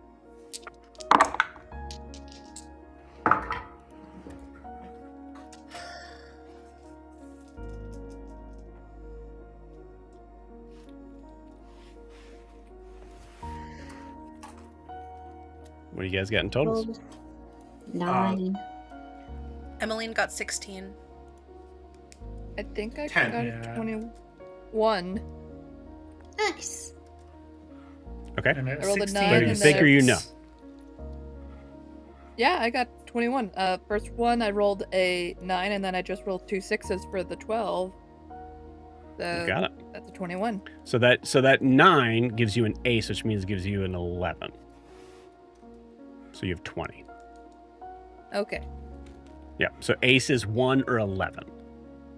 It's not Okay. the total number. Okay. Now, can we hit in this game or no? Absolutely. Okay. Yeah. So the question now at this point is whether or not you hit or you stay. Day. I'm gonna hit. Okay, Yeah. I'll still hit. That was another 10, so I'm up to 20. Okay. There's 6. I'm gonna stay. What did you get the first time, Timothy? So my first two cards together was a 10, and I just rolled a 6 and a 4 for another 10. Okay, I'm Thank you at for making the sheets 17. on Discord. Okay. I'm at 15. I'm gonna hit again. Go for Why it. not? Okay, I'm gonna go one more. Oh shit. I'm at 20. I'll stay. Is that I'm I'm at 3 of us is 17. 20? Ryan, Three of us are at your 20. voice is going weird again. You want to reset? I'm at 20. Cool. Your like the robot thing is coming in, which is perfect for this scene. But cool. Blair, you stayed. Give me a investigation check.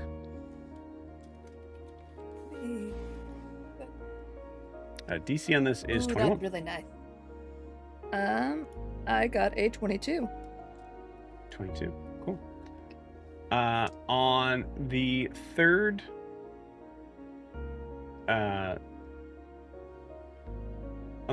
turn, the dealer busted. But Ophelia hit again. And the dealer obliged. You notice that same arm, that same cable makes a note. It makes a note. Or like Oh, motion? moves. Makes a motion, yeah.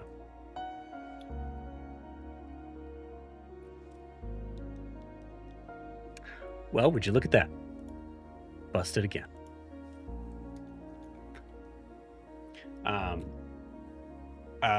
To simplify, honestly, the math of this, I assume I just give you the total and you guys divvy it up.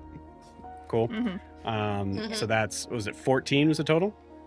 So Yeah, 20. so pretty much if you put in 3, you get 6. If you put in 2, you get Yeah. 4. Yeah. Yeah, if you guys want to do that. Yeah. Cool. Mm-hmm. Actually, I'm going to ask this. Do you guys divvy it up? Yeah. it depends. Yeah. Who did he hand it to? Who did he hand the winnings to? Because Rasa, me, and Blair all got a 20. Oh, that's a good question. I think he But puts Blair it on the table. stayed as opposed to. Oh, okay. Which If I you will say put- traditionally, like, you're not supposed to touch a table. Like, that's what I know that. But If he put it on the table, then I think Timothy would have reached out and started to divvy it up like he did last time. Mm-hmm. Unless someone stops him. Wait. Blair and Rossi, you see that? You see that same appendage move again.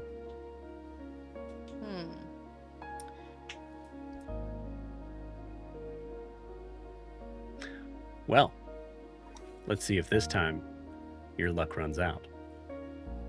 Who's ready to play another round? Yeah.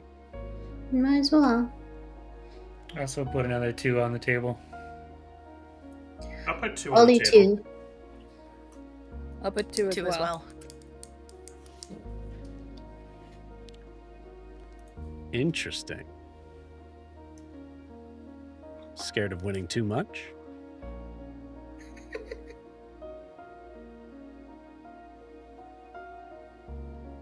No.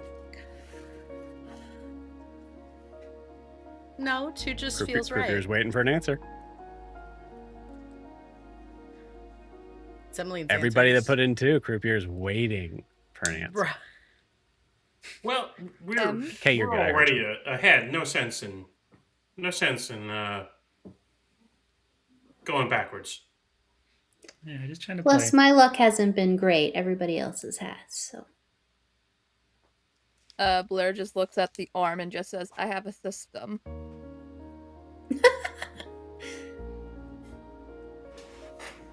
Well, it seems like you all know what you want. Let's play one more hand. So you Did guys that all arm put in just 2. go to town as we all said our separate shit? It absolutely did. So you guys put in a total of 10. Croupier does say one more time. You guys kind of get the gist of this at this point. Croupier does say, is everybody ready for their cards? Mm-hmm. Ready. Yes. Cool. It was an 11. Good start. Yeah, 10 for Rasa. Or is it? 7. Is doubles something for the face cards again? What did I rolled 2 what 4. was the So you double? should only be counting the total, Blair. Okay, 8. Cool, you got it. If you guys are asking if you can split, I did try to look into like trying to have that incorporated into this, but for the purposes of what this is, we're not going to do that. That would get so complicated with all the It numbers gets in so my head. complicated. And dealer rolled we- an 8, right, Joe? Dealer did roll an 8. You're right.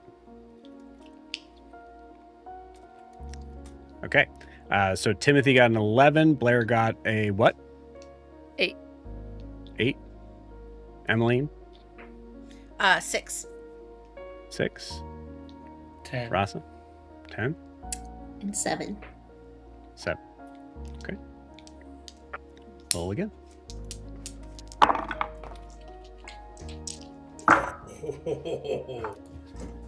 Snake eyes. Timothy, you got a 2? I got it too, so I'm at 13 right now. Oh, Well, no. actually, that's a 2 is an 11 or ace. 2 total? did it?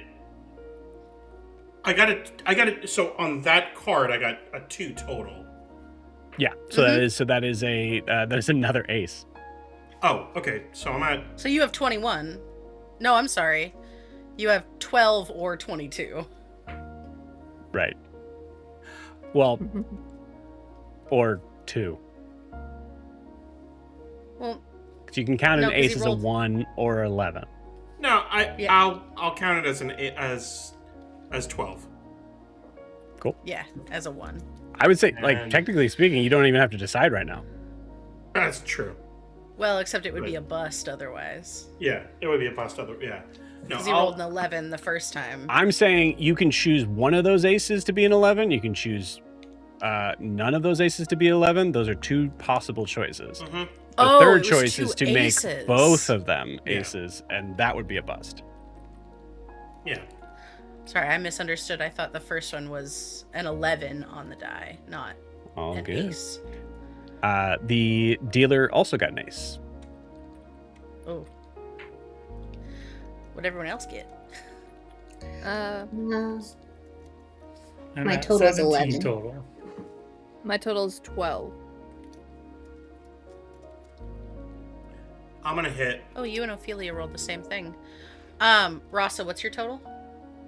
17. I think Ross is gonna stay at the 17. Emmeline got a 12. She's gonna hit.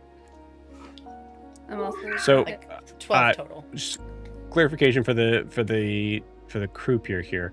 Rasa got a 17 and is staying. Is anyone above a 17 right now? No. Okay. Well, Cool. no. And I'm sorry. What did the dealer get? Dealer got The an dealer ace. got an ace. No. What was that? What was their first? So total An that 8. would make sense right now would be a 19, right? 19. Okay. Yeah. So I'm gonna hit, I'm Emmeline also gonna bust. hit. and I bust. I got a 10. Well, I'm hitting. not if you use them as your Oh. aces as ones. Oh, I guess I could use them as yeah, I could use it as 2 ones, which would be. So now I have a 12, and I can hit again. What is Ophelia, the what'd you get? 2? I'm now up to 14. I'm gonna hit again. I just got What- I just got 2 4s, which would be 8, so that would make it 20 total. Okay. Great. What is if you got 12? Is that a face card? 12 total is an ace. So I a bust. 2 and a 12 is an ace. Got it. No, wait. Now, An ace is a 10, right? An ace is a 1 or an 11, depending on which one suits Yeah, I you bust better. either way. Actually, no, I make that a 1, so I'm at And 13. so you can't. Yeah. Cool. All right. Go ahead and hit I'm again. up to an 18 now, and I'm just Rasa, gonna when hit. you said to stay, you saw the arm move.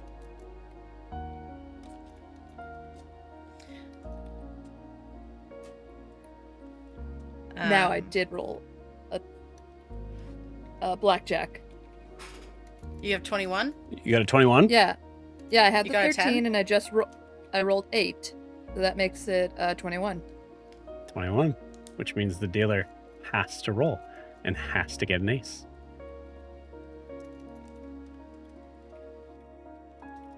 Right? No, I have a 19. So I have to get a 2 or use that as an ace. Which would be, so I have 9 or 19. 9, 8. Plus 8 is 17.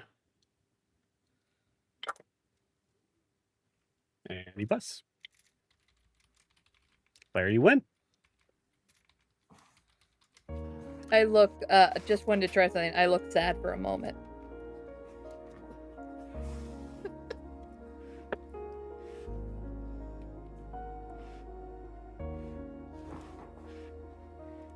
Blair Thornwick, you just won. I still try to keep a sad face and see what that arm is doing. Blair, did you hear what I said? Yes, I did. I am so sad that I won. Roll me a deception check. DC is 21. Of course it would be. Oh, God. I rolled a 2, so that would be a 4. Interesting. Well, it seems, whether you like it or not, you all are an extremely lucky bunch of individuals.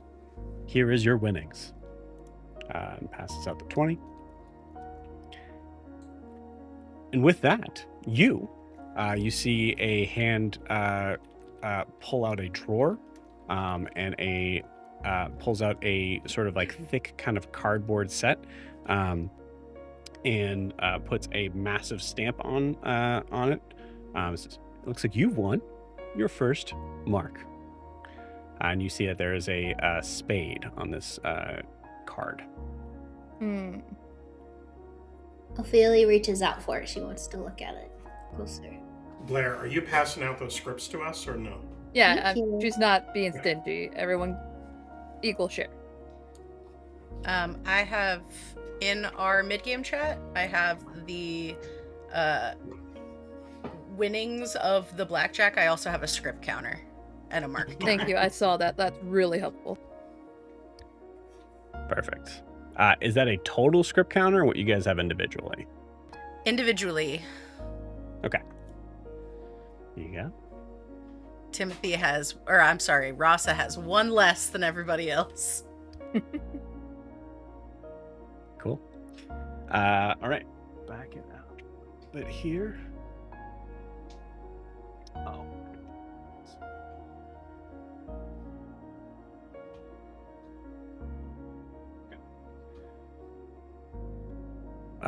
Croupier kind of gives like a sort of short bow.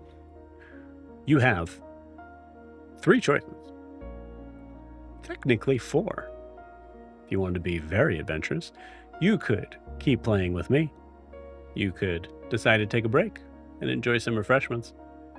Or you could move on to our stuffed, what did I say? Stuffed doll workshop. The Doll? Oh, come on. It's doll time, right, guys? It might be doll time. I Yeah. suspect that Yay. the snacks and drinks are very old. I assure you they're of the highest quality. What's their expiration date?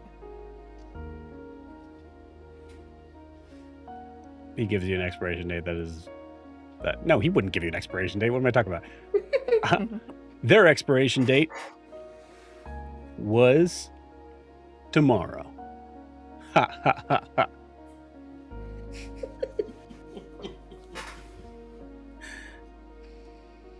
All right, which way to the dolls? If you'd like to go to the stuffed doll workshop, you may go south. Make sure you pay the man. And hey, take it easy out there. Wink. Wink. Do I get the sense that we need to tip the dealer? That's a good question. I'm going to say you're not sure. I'm going to give him a script and just see what happens. This was a very fun time. Thank you for your Why, service. thank you kindly. And Ross and Blair, you see that arm move one more time.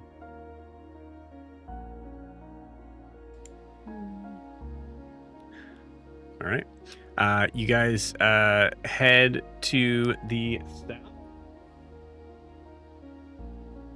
As we're going down the hallway, Blair's just gonna go Nope, like. you're not at the hallway yet.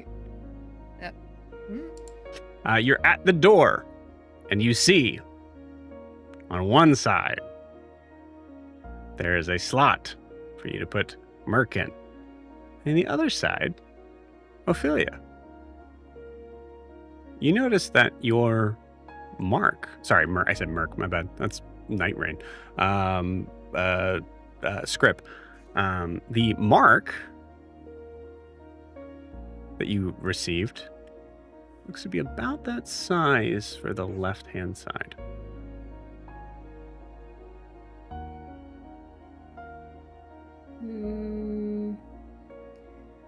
Guys, we don't want to put this in there yet, right? No, Only we need to maintenance. collect. We need to collect. I'll them, tell you this: right? you don't see any hole. It's just an indentation. Oh. Okay, I'm gonna hold it up to the indentation and see if it does anything. But keep like a tight hold on it, like in case someone tries got to it. pull. It's You gonna- hear a very bright ding. And nothing else. I'm gonna try to push open the door. It does not open easily. I'm gonna push harder. Do you try to break it? Yeah, why not? Timothy, hold on. You got it. Go ahead and You give me an don't wanna athletics check. I have a You feeling this realize place that- may have security. I have a feeling we own this place. That was a nat 20 for a 28.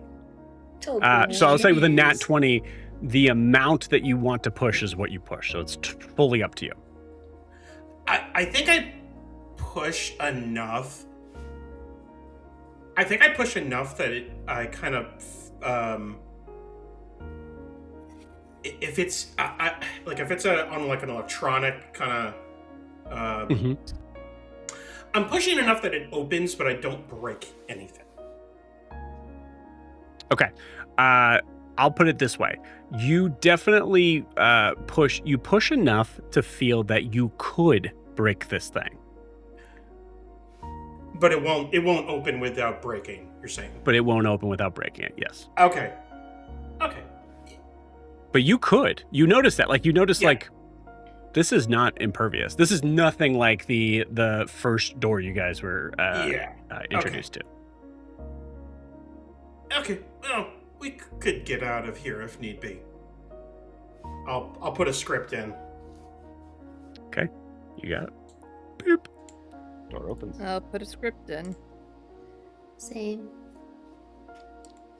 Do we all need to put one in? You Mhm. all need to put one in, yes. All right. Emmeline does. I love this map, Joe. It's very cool. I know. It It's is. very fun. I do like the robot movement. Thank you. I made it twice. Not the door.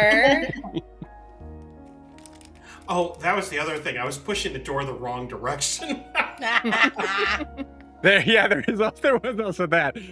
It's a push, not a pull. The well, pull, not a I will push. say again, it depends on how Again. hard you push. right. Again, if it like very clearly felt like you could do this. Also, I will say, Timothy, with that nat 20, you felt that you could do this,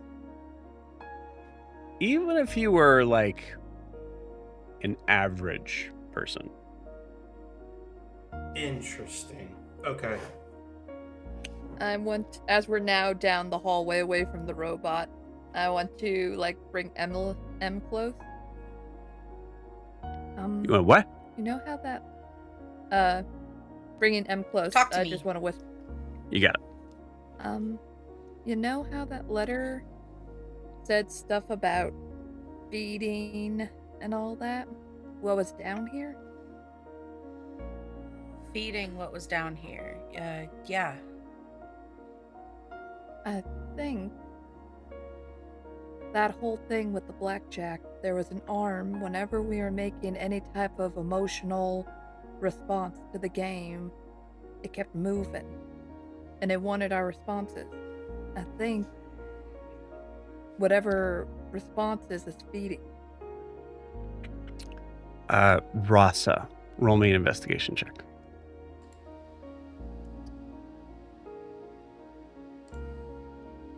$22. Okay. You can't see it, but you notice that there's a lot of areas in this hallway that you could absolutely stick a recording device in, as Blair says that.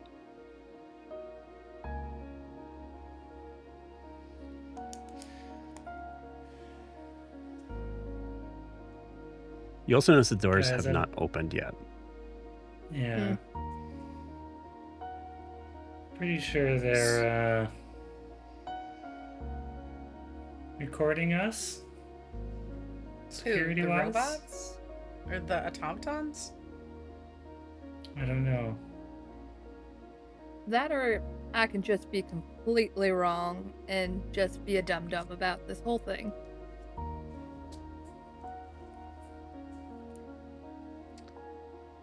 I mean, See the door open? it didn't. Mm-hmm. The door opens?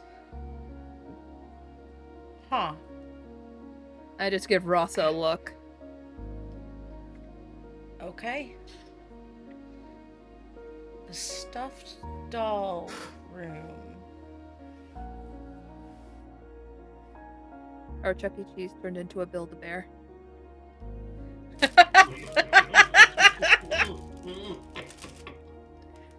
Our Chuck E. Cheese So, turned into a build. That's good. You see, Blair, that's going to be a critical part of selling this restaurant. it's funny you mention that. So you see there is a surprising amount pile of what looks to be like bundled sort of cloth.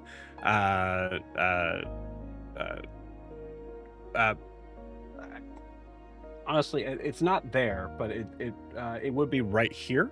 So sorry about that, gang. You see there's a bundle of cloth, and you see that some of it is like kind of like formed already with stuffing. It looks like there's like partial sort of formations of some creations that were like left aside. You see that it looks like there are multiple sort of stations in here. And then you see all of a sudden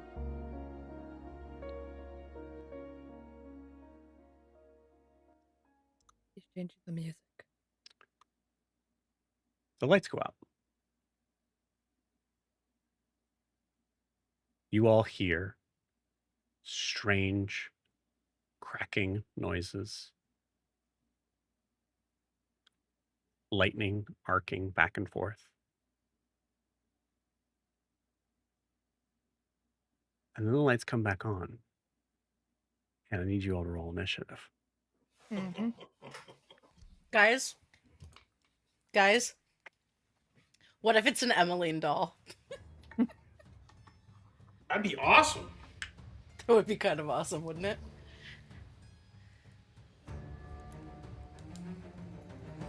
Got an 11. Nice roll, Scott. Damn. Okay, I got a 21. Blair got a nat 1 for a 6. Well, Rasa, if it has anything to do with combat, Timothy's fine. Anything outside of combat, he's fucking pitiful. This is a bunch of dolls we have to fight. Oh no. What'd you think was going to happen at the doll room? Yeah, what did you think was going to happen in the doll stuffing I room? wanted to make a little Victorian child. Fine. This wasn't what you were looking for, Rachel? Oh. Crap time. Joe, let one of these dolls be her friend. She sounds so sad. You Yes, got see murdered. all of a sudden what looks to be a small army platoon of I guess I shouldn't say small. There's a oh, there's not enough. Hold on one second. My bad. We need more. These were the rats you were rolling for, Rachel. Hey, Timothy, what's your dex? 14. Okay, that's a +2? 2. Yeah. All right, I am going before you, very likely. Oh, nice. I know I have more of these somewhere, but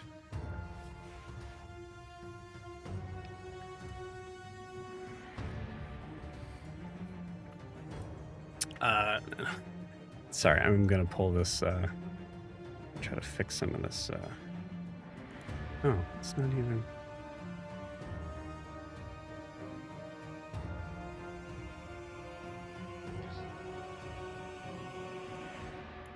it's a little better. Maybe it's just a light. I really want you guys to see these because these are very old guys. I haven't been able to use Oh my these guys in God. a while, so that's what they look like. They're so cute. Oh, they're I so love freaking 'em. cute, Joe. Maybe we can keep one. Yeah. Well, they're gonna Can try to replace kill you, Web. so that's a thing. Allegedly. Okay. Allegedly. All right, gang. This is straight up the easiest part of my job tonight. Just gotta straight up just try to fuck you guys up. So that's what I'm gonna Hell do. Yeah.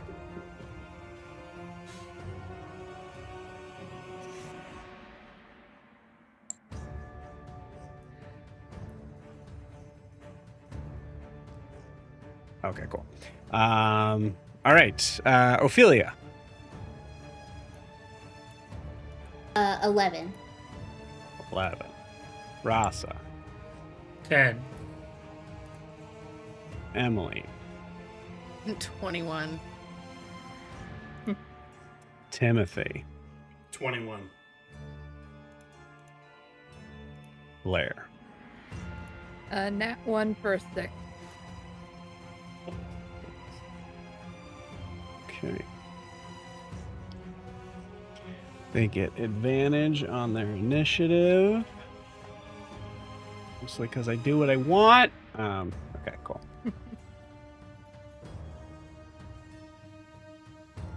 I love you can see some of the stitches on them.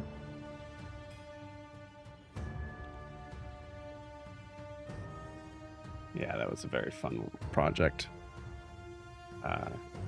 These guys are like 5 years old too.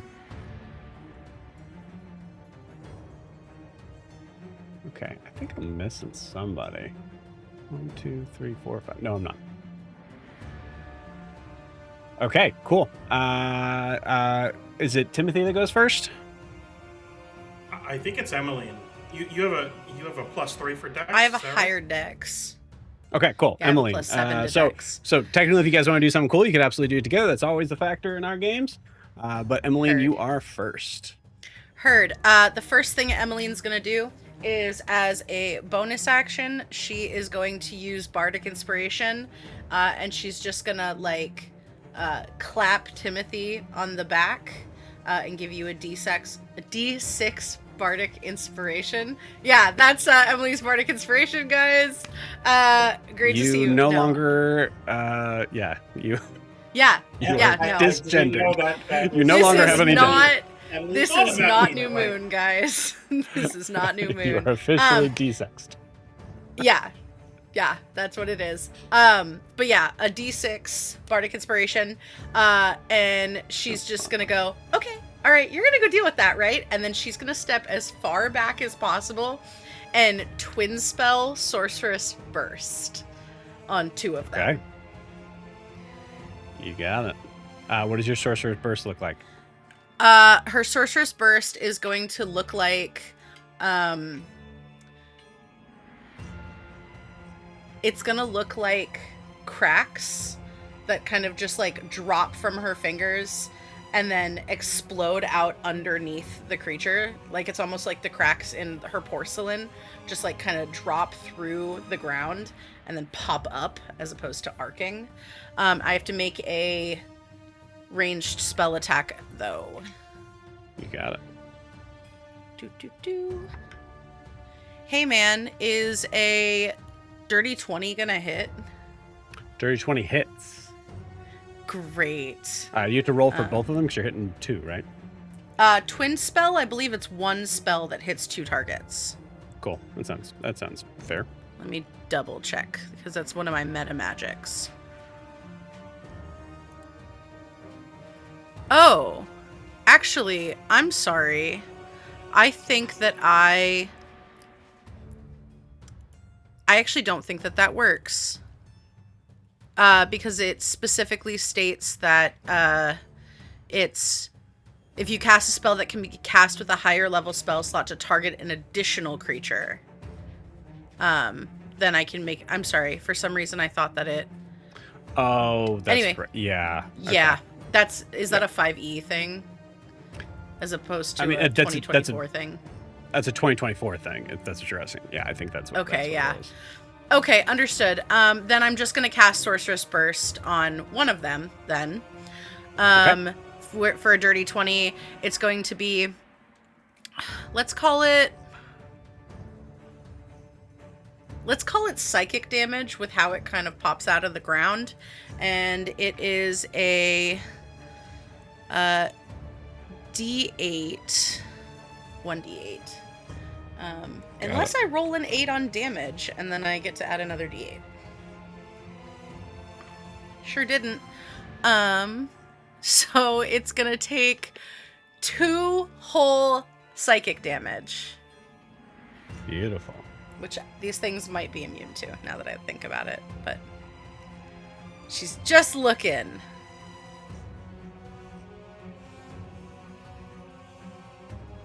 That's an interesting point. Let's find out. Because they're dollies.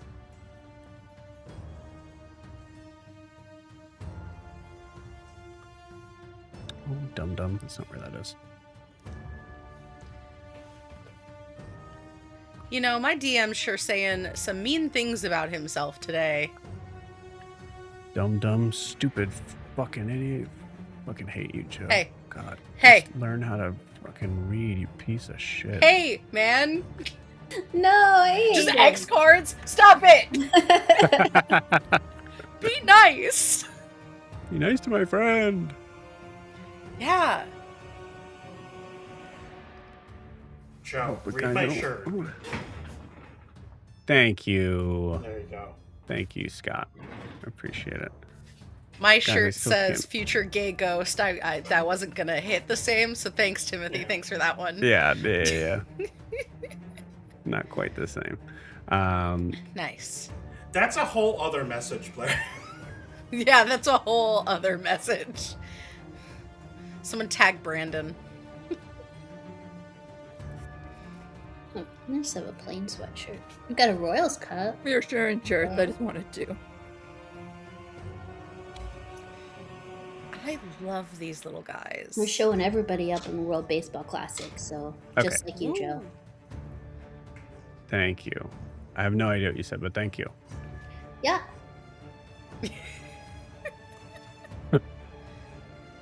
Very good. There's a place after this that I'm going to immediately find where it originally was, but I found it. I had to go all the way back to the source. Are they Okay. resistant or immune to psychic damage? Yes, that was the question, wasn't it? Sure was. They're not. Great. Yeah, they're gonna. One of them, I am not really sure which. They're all within her range. So the pink one, I guess, will Cool. take 2 points of psychic damage. You got it. All right. Great. And that is action, bonus action, and the end of Emmeline's turn. As she is behind everybody as far back as possible with her movement.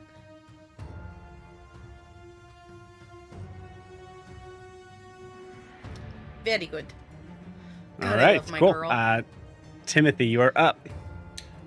Since I had popped the boon earlier, can I tell if they're a construct or Brassborn or...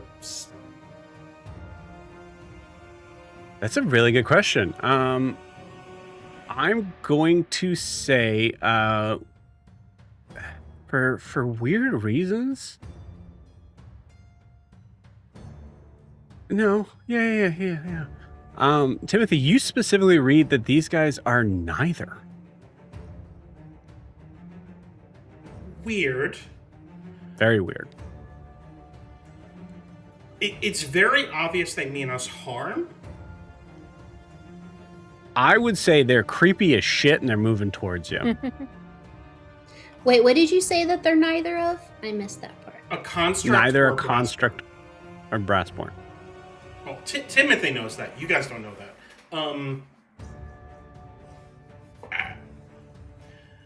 Okay. Sure. I'm gonna go into a rage. And... what the hell? I'll shoot him. You got it. Oh, actually, I'll do it recklessly. Why not? Maybe.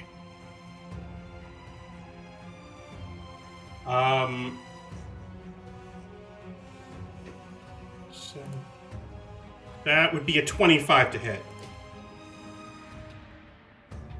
25 hits. Okay, and that is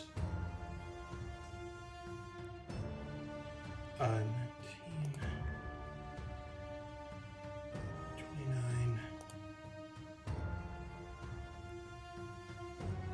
29, 35 damage.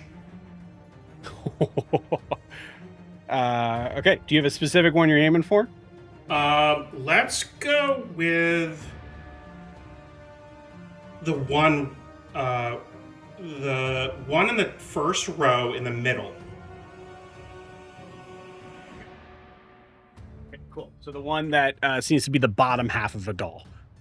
Sure. You got it. So as you shoot that, you see all of a sudden all of the pins, all of the large needles, and like sackcloth that seems to be made above this doll just gets obliterated and goes everywhere. Beautiful. Well, that was shot number 1. Yeah, babe. Okay.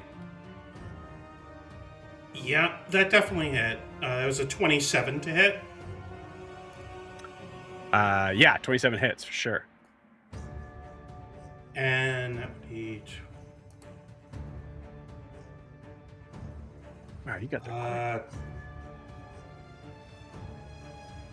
24 damage on that one. All right. 24 damage on. You got a specific spot? Let's go the one to the left of the other guy. Okay. Same idea. You shoot it, just seems to blow apart everywhere.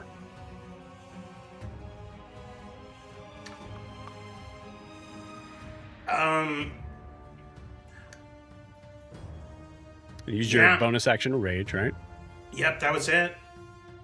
Okay, you got it. Does Timothy hold his ground where he's at?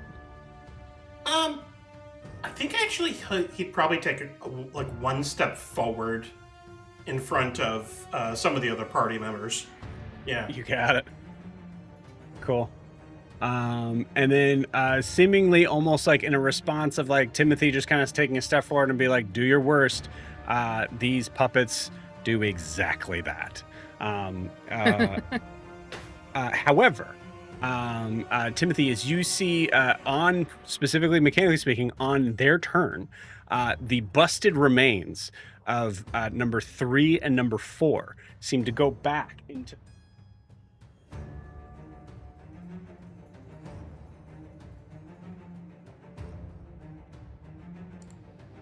You cut out a little bit there, Joe. What did you say?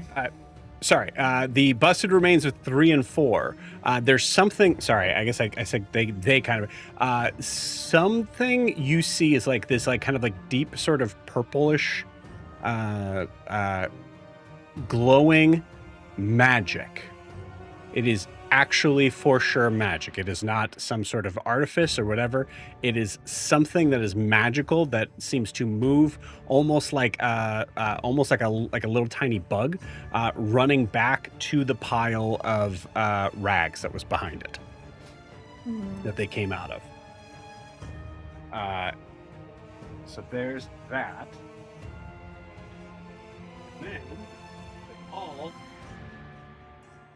And then I want to be clear on this because this is what terrifies me. Every single one of these dolls is doing this and moving towards you at a breakneck speed. These guys have 40 feet movement and they move very fast like that. So just think Evil Ted moving really fast.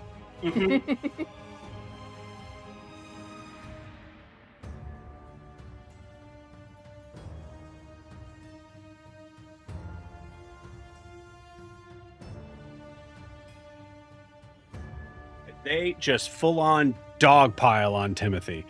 Timothy, what's your AC? I'm going to be here a minute. 17. 17. And they have advantage, right? Because you're reckless. Yup. Oh, baby. Well, they would have advantage anyway because they're like surrounding me. Yeah, probably. Can I just say now that I want to silvery barbs whatever the highest hit is to him? Sure. Absolutely.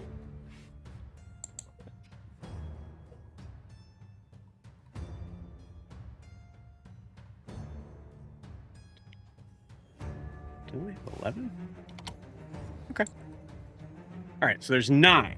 So first one is a 18 to hit. Mm-hmm.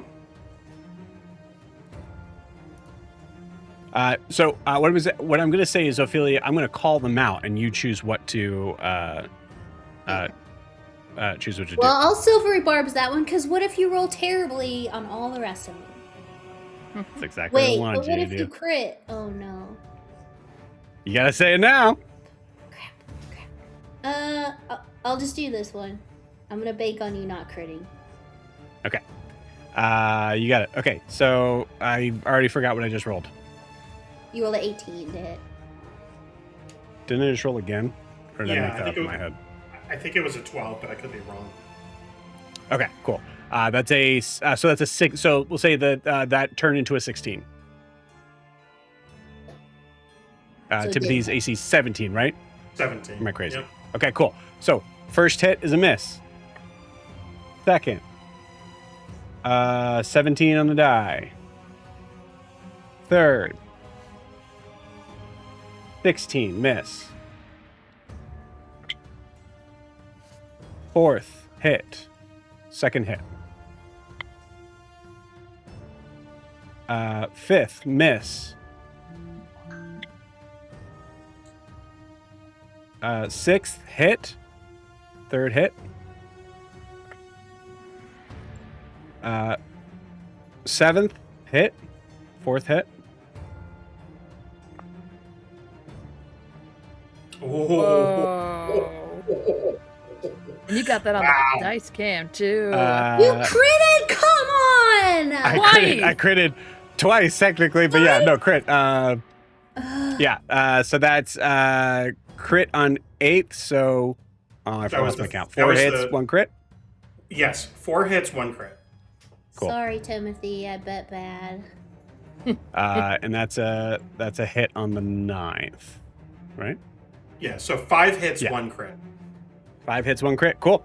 All right, we'll do the crit first. You're getting the shit beat out of you by the gummy bears. I'm gonna say that this is just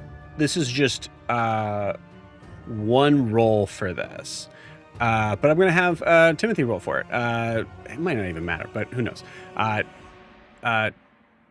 Timothy, roll me a D4.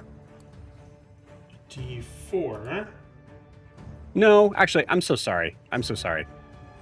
It also says you can choose, and it just doesn't make sense that it would be some of these. Okay, cool. So it'll be force.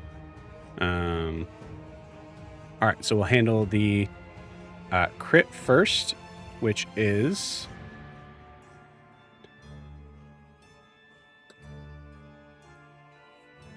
12 plus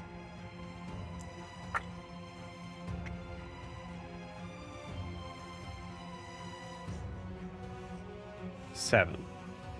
Yeah. 12 plus 7 on the crit, which is 19. Is this Not halved. So that'd be halved to 9. okay? Oh, this is force damage, actually. It's force damage. It's force damage, yeah. Well, that's going to cause a problem. Okay. So it's 19. 19, yeah. Oh, you don't get the half force damage? Nope. No. No. Okay. So then we got 4 of these, right? Someone hold up a hand and get that 4, so I can do math easily. 6, 7, 7.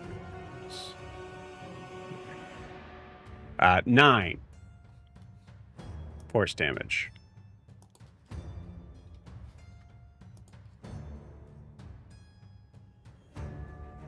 4 force damage.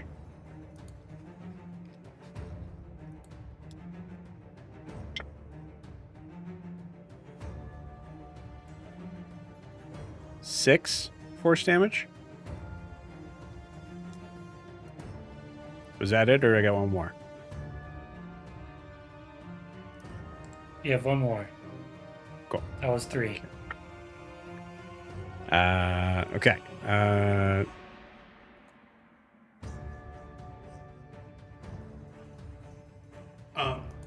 6 force damage for the last one. Joe, I mean, like I'm still up. I'm I'm okay. If any of the other ones took this, they'd be dead. Oh yeah. Oh yeah. Welcome to my funhouse, gang. Yeah. So Timothy, how are you look? You don't have to tell me numbers, but just tell me like what does Timothy look like as these things just like little fireworks? He was very surprised. He's about halfway down in his hit points, and he's just very surprised that the way that they're hitting him, because he was expecting like, I don't know, like they're dolls. Yeah. He's not expecting the kind of damage they're giving him. Yep. Cool. Oh, okay. So a little fun thing now. They all have to roll a d6, and if they get a 6, something fun happens. So I got 11 of these, right? Okay, last time, and then it's gonna be your guys' turn to do some fun stuff. 1, 2, 3, 4, 5, 6. Wow. Oh. 7, 8, 9, 10, It really likes those. 11. None of those were a 6. Good. Cool. All right. That is being a meat, being our shield. Very meat shieldy. That is the end of their turn. It is now Ophelia's turn. Rasa, you're on deck. Okay. I have a question because I have not used this in like a year. I have 2 mantles now, but my old school mantle of inspiration. One of the things is that I can cast it on the party, and they can use their reaction to move up to their speed without provoking opportunity attacks. Does that have to happen on their next turn, or do they get to like save that? It has to be Does that make immediate. sense?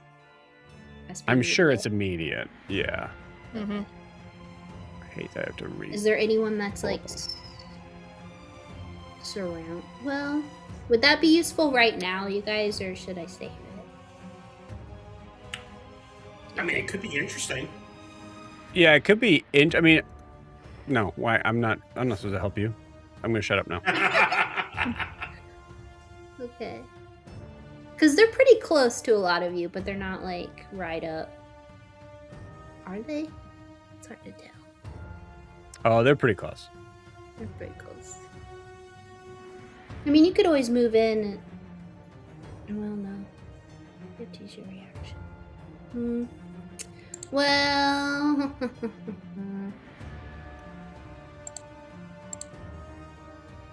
Okay. I know for sure I'm going to cast mirror image on myself. Yeah, they also gain temporary hit points. Yeah, that's true. Okay. But that's the big my part. That's the bonus first action, part. right? Yeah. But I can cast mirror image on myself, right? And then my bonus action Yes. is the mantle. Okay. Yes, because it's yeah. So I'm gonna cast mirror image on myself. I'm going to bonus action mantle of majesty. No, mantle of inspiration. Okay. And I get to roll D8. I get to choose 5 creatures, so I'm going to just choose all of us. And we each get 12 HP. Temp HP or Temporary. Yeah, temp HP. And then you can use your reaction when it's your next turn to move up to your speed without provoking opportunity attacks. Reaction they have to use at this time if they're going to. Oh, right now. Okay. Okay. So if you want to run away, please feel free. And I will be. Russell would move.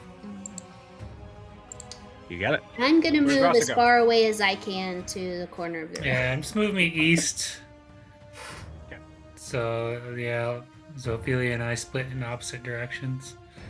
Yeah. Cool. Joe, I had a question for you, actually. Sure. You said they came from a bag, right?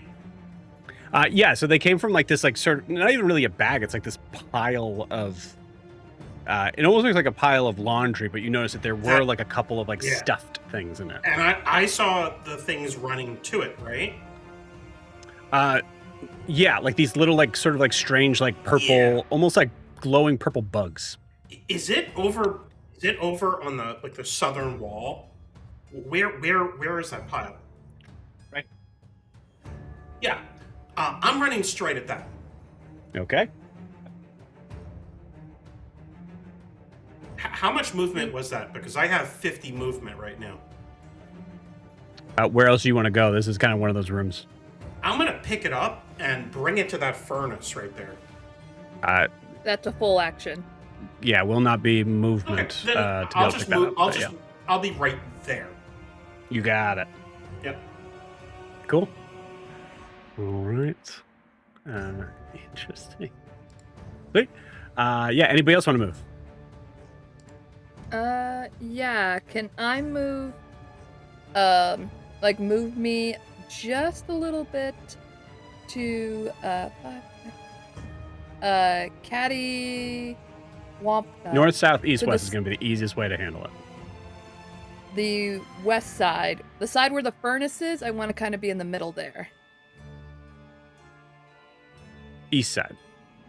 Yeah. Sorry. Okay. I have enough movement to get to the middle. Like the middle of the room? Yeah. I have enough to get to the Okay. middle of that section of the room. Yeah. Right there. Perfect. Perfect. You got it. Okay. I think Emmeline is the only one that she will not be moving. okay, cool.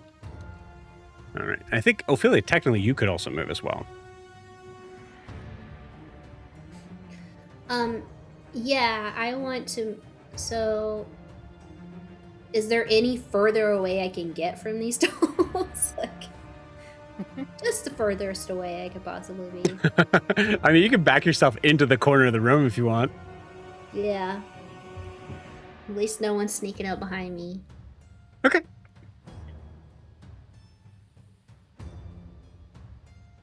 You guys all watch as the shadow from the corner of the room snatches of. No, I'm just kidding. Damn it. Forgot to tell you, all of these walls have hands all over them. I didn't. Ugh, gross. We're helping hands. It's all just got gross. this entire design is for Labyrinth. Mhm. The thing on this, but they do sing, which is kind of cool. All right. Sweet. Yeah. So that was everybody's reaction. Ophelia, it is still. No, it's not. Yeah. Yeah, that's my Ophelia, turn. it's I'm still done. technically your turn. That's your turn. You got it. Rasa, you were up. Okay, I'm going to Hunter's Mark the one that's closest to me.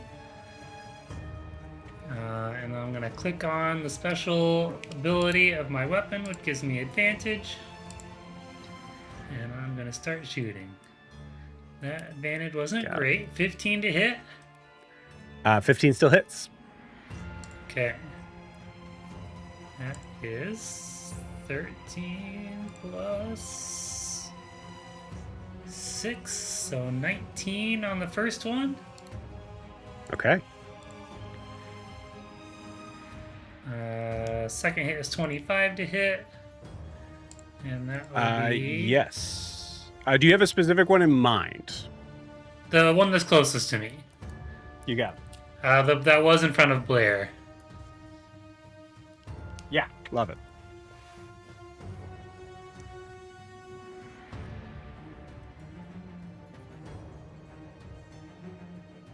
Explodes. And you see this little, very, very quick sort of bug. Kind of like almost, Timothy, you're really close to it now. You saw like it was glowing like I'm trying to think of how to put this, like a radiant purple, like almost like a pinkish purple.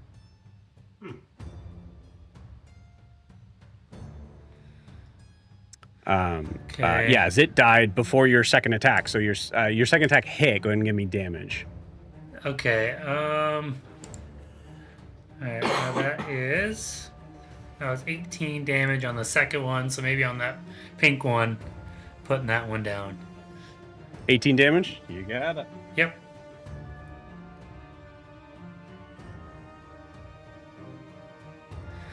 Okay. Okay, I have 40 feet of movement now, and so I'd like to get in front of Emmeline. You got it. I'm gonna say in the design of this moment, obviously, Timothy, you're gonna just absolutely see this, but your reaction, I believe your reaction's already spent because you moved forward, right? So like you're seeing this for sure happen. Rasa, I'm gonna give you the option because this happened right after you killed the last one. Go ahead and give me a perception check while I try to find something. Okay, that's a 13. Sorry, I know I was rolling fast. Emmeline, I'm coming to save ya, or at least take some hits. I'm fine. Nothing's hitting me. Nothing's hitting you yet. Fair enough. Fair enough. Emmeline, it's okay. Ross is coming to save you. Wait. I have something for this. Wait. Rasa will save you. Our hit point pool My is drastically hero. reduced without Lysandra here. So this puts me and Blair as the tanks. Apart from Timothy. Okay, cool. So Timothy, you see that as I think two more sort of these weird kind of like crazy beetle bug creatures seem to go in there, and then you see the pile of clothes and leftover dolls starts to move and rumble. Rasa, you see that as well. I'm telling you that before you move, so that just in case it affects your movement at all. You're muted. Well, I would just point that out, like, oh, the clothes pile is coming alive. The clothes are moving. Yeah, but I would still go in order to be a mute shield for Emmeline for the time being right now. Rasa, can you describe to me how heroically you come to Emmeline's rescue? This is just like a reaction of survival. Like, I don't exactly know how Emmeline fights, but I have an inkling that, you know, she can be of use, and so then I'm just, you know, trying to put my body as I run in, and like just kind of put my hands out to try and block the punches of these little dolls. You got it. Okay, cool.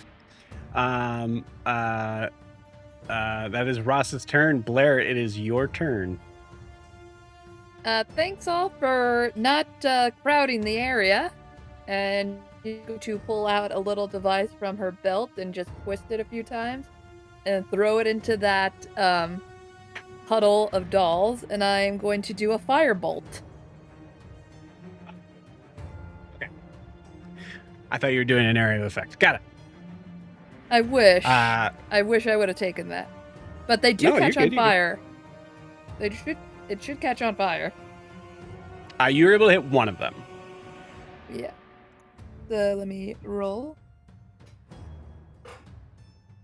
Yeah, that's a dirty 20. You got it. Oh wait, That no, hits. that's 6. Not a dirty 20. It is a 17. 17 hits. Okay. That's going to be 16 points of damage for that. Okay.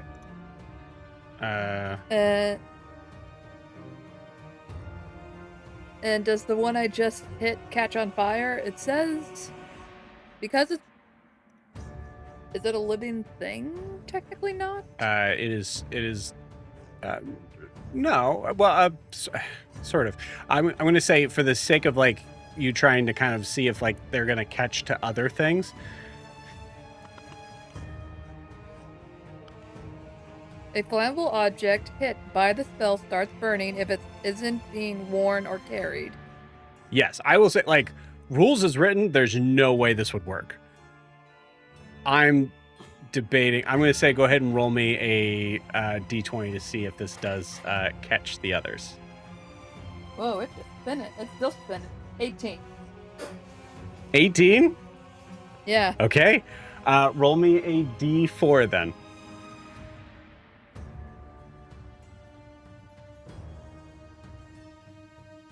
Sick. Okay. You got a 6 and a d4? Oh, I rolled a d6. Sorry. Let's try this again. 3. 3. Okay, cool. All right.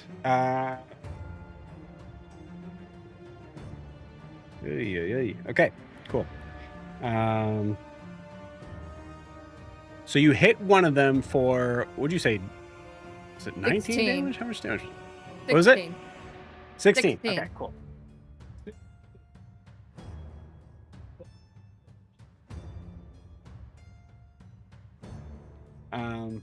And then 3 of these boys are on fire.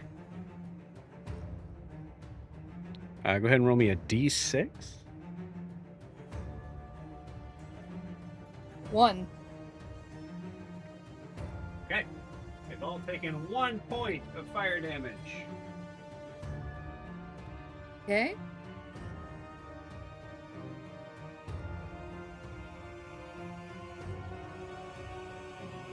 All right, and you got a bonus action.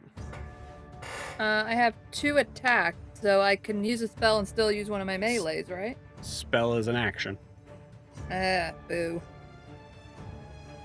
Okay. Bonus action. That changed a little thing.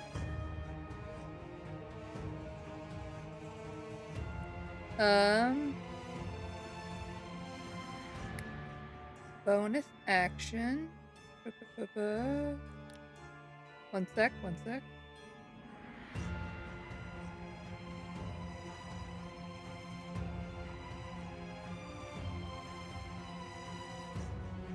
Sorry, I'm just trying to find something.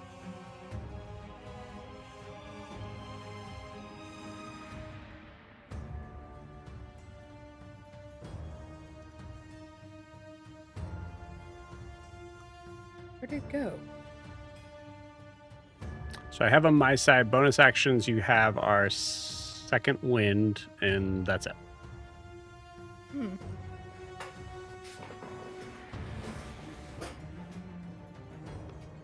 Oh, action surge is another thing. Gotcha. Okay, so you want to action surge. Yeah. You got it. All right, cool. As they are all on fire. Yeah, I will just walk up to those 3 and Magna Claws. Okay. You got it. Go for it.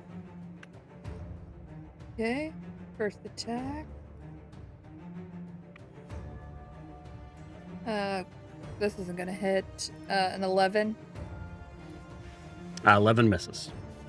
Yeah. As you're swiping at the flaming one, you realize it doesn't have a top half of its body, just the bottom half. Okay, 19. 19 will hit. Second. Okay. And Go I ahead and roll get the damage for that one. third for Nick. I get a third attack. Oh, cool. Yep. Hell yeah. And that's going to be a dirty 20. That'll hit.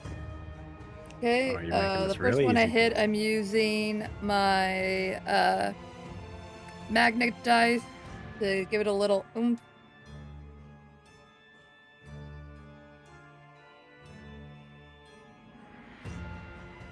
That is, go back to this, 5, 10. Yeah. The first one is 16 points of damage to the first one. Oh, yeah. Boom, dead. I will go to the next one.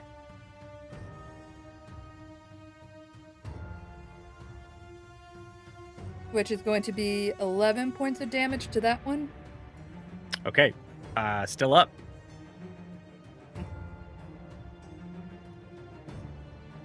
Okay. Then I Do you guess want to put it I'll out of use its my... misery? I will go for the one that I haven't attacked yet. Okay.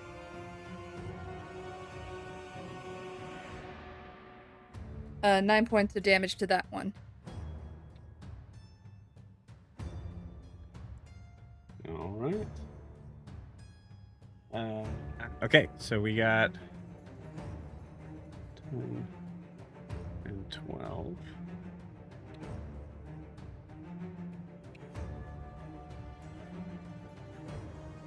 On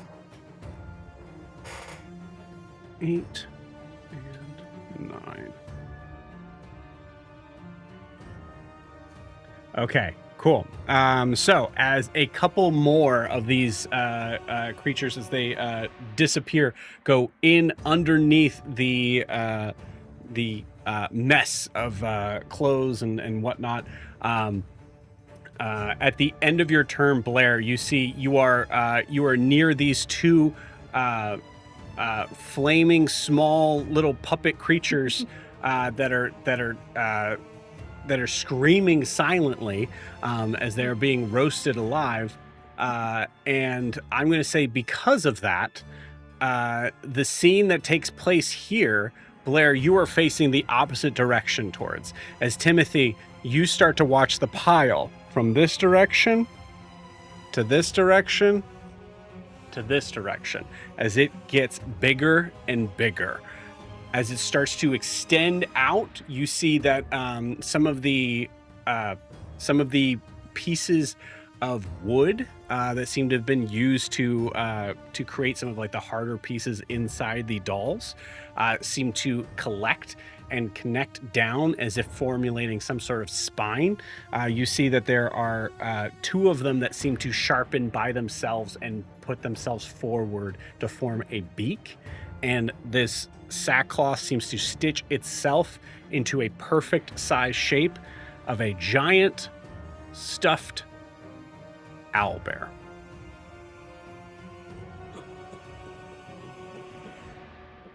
That's so cute. As you see this massive creature looming above, looking right down at you, Timothy, what do you say?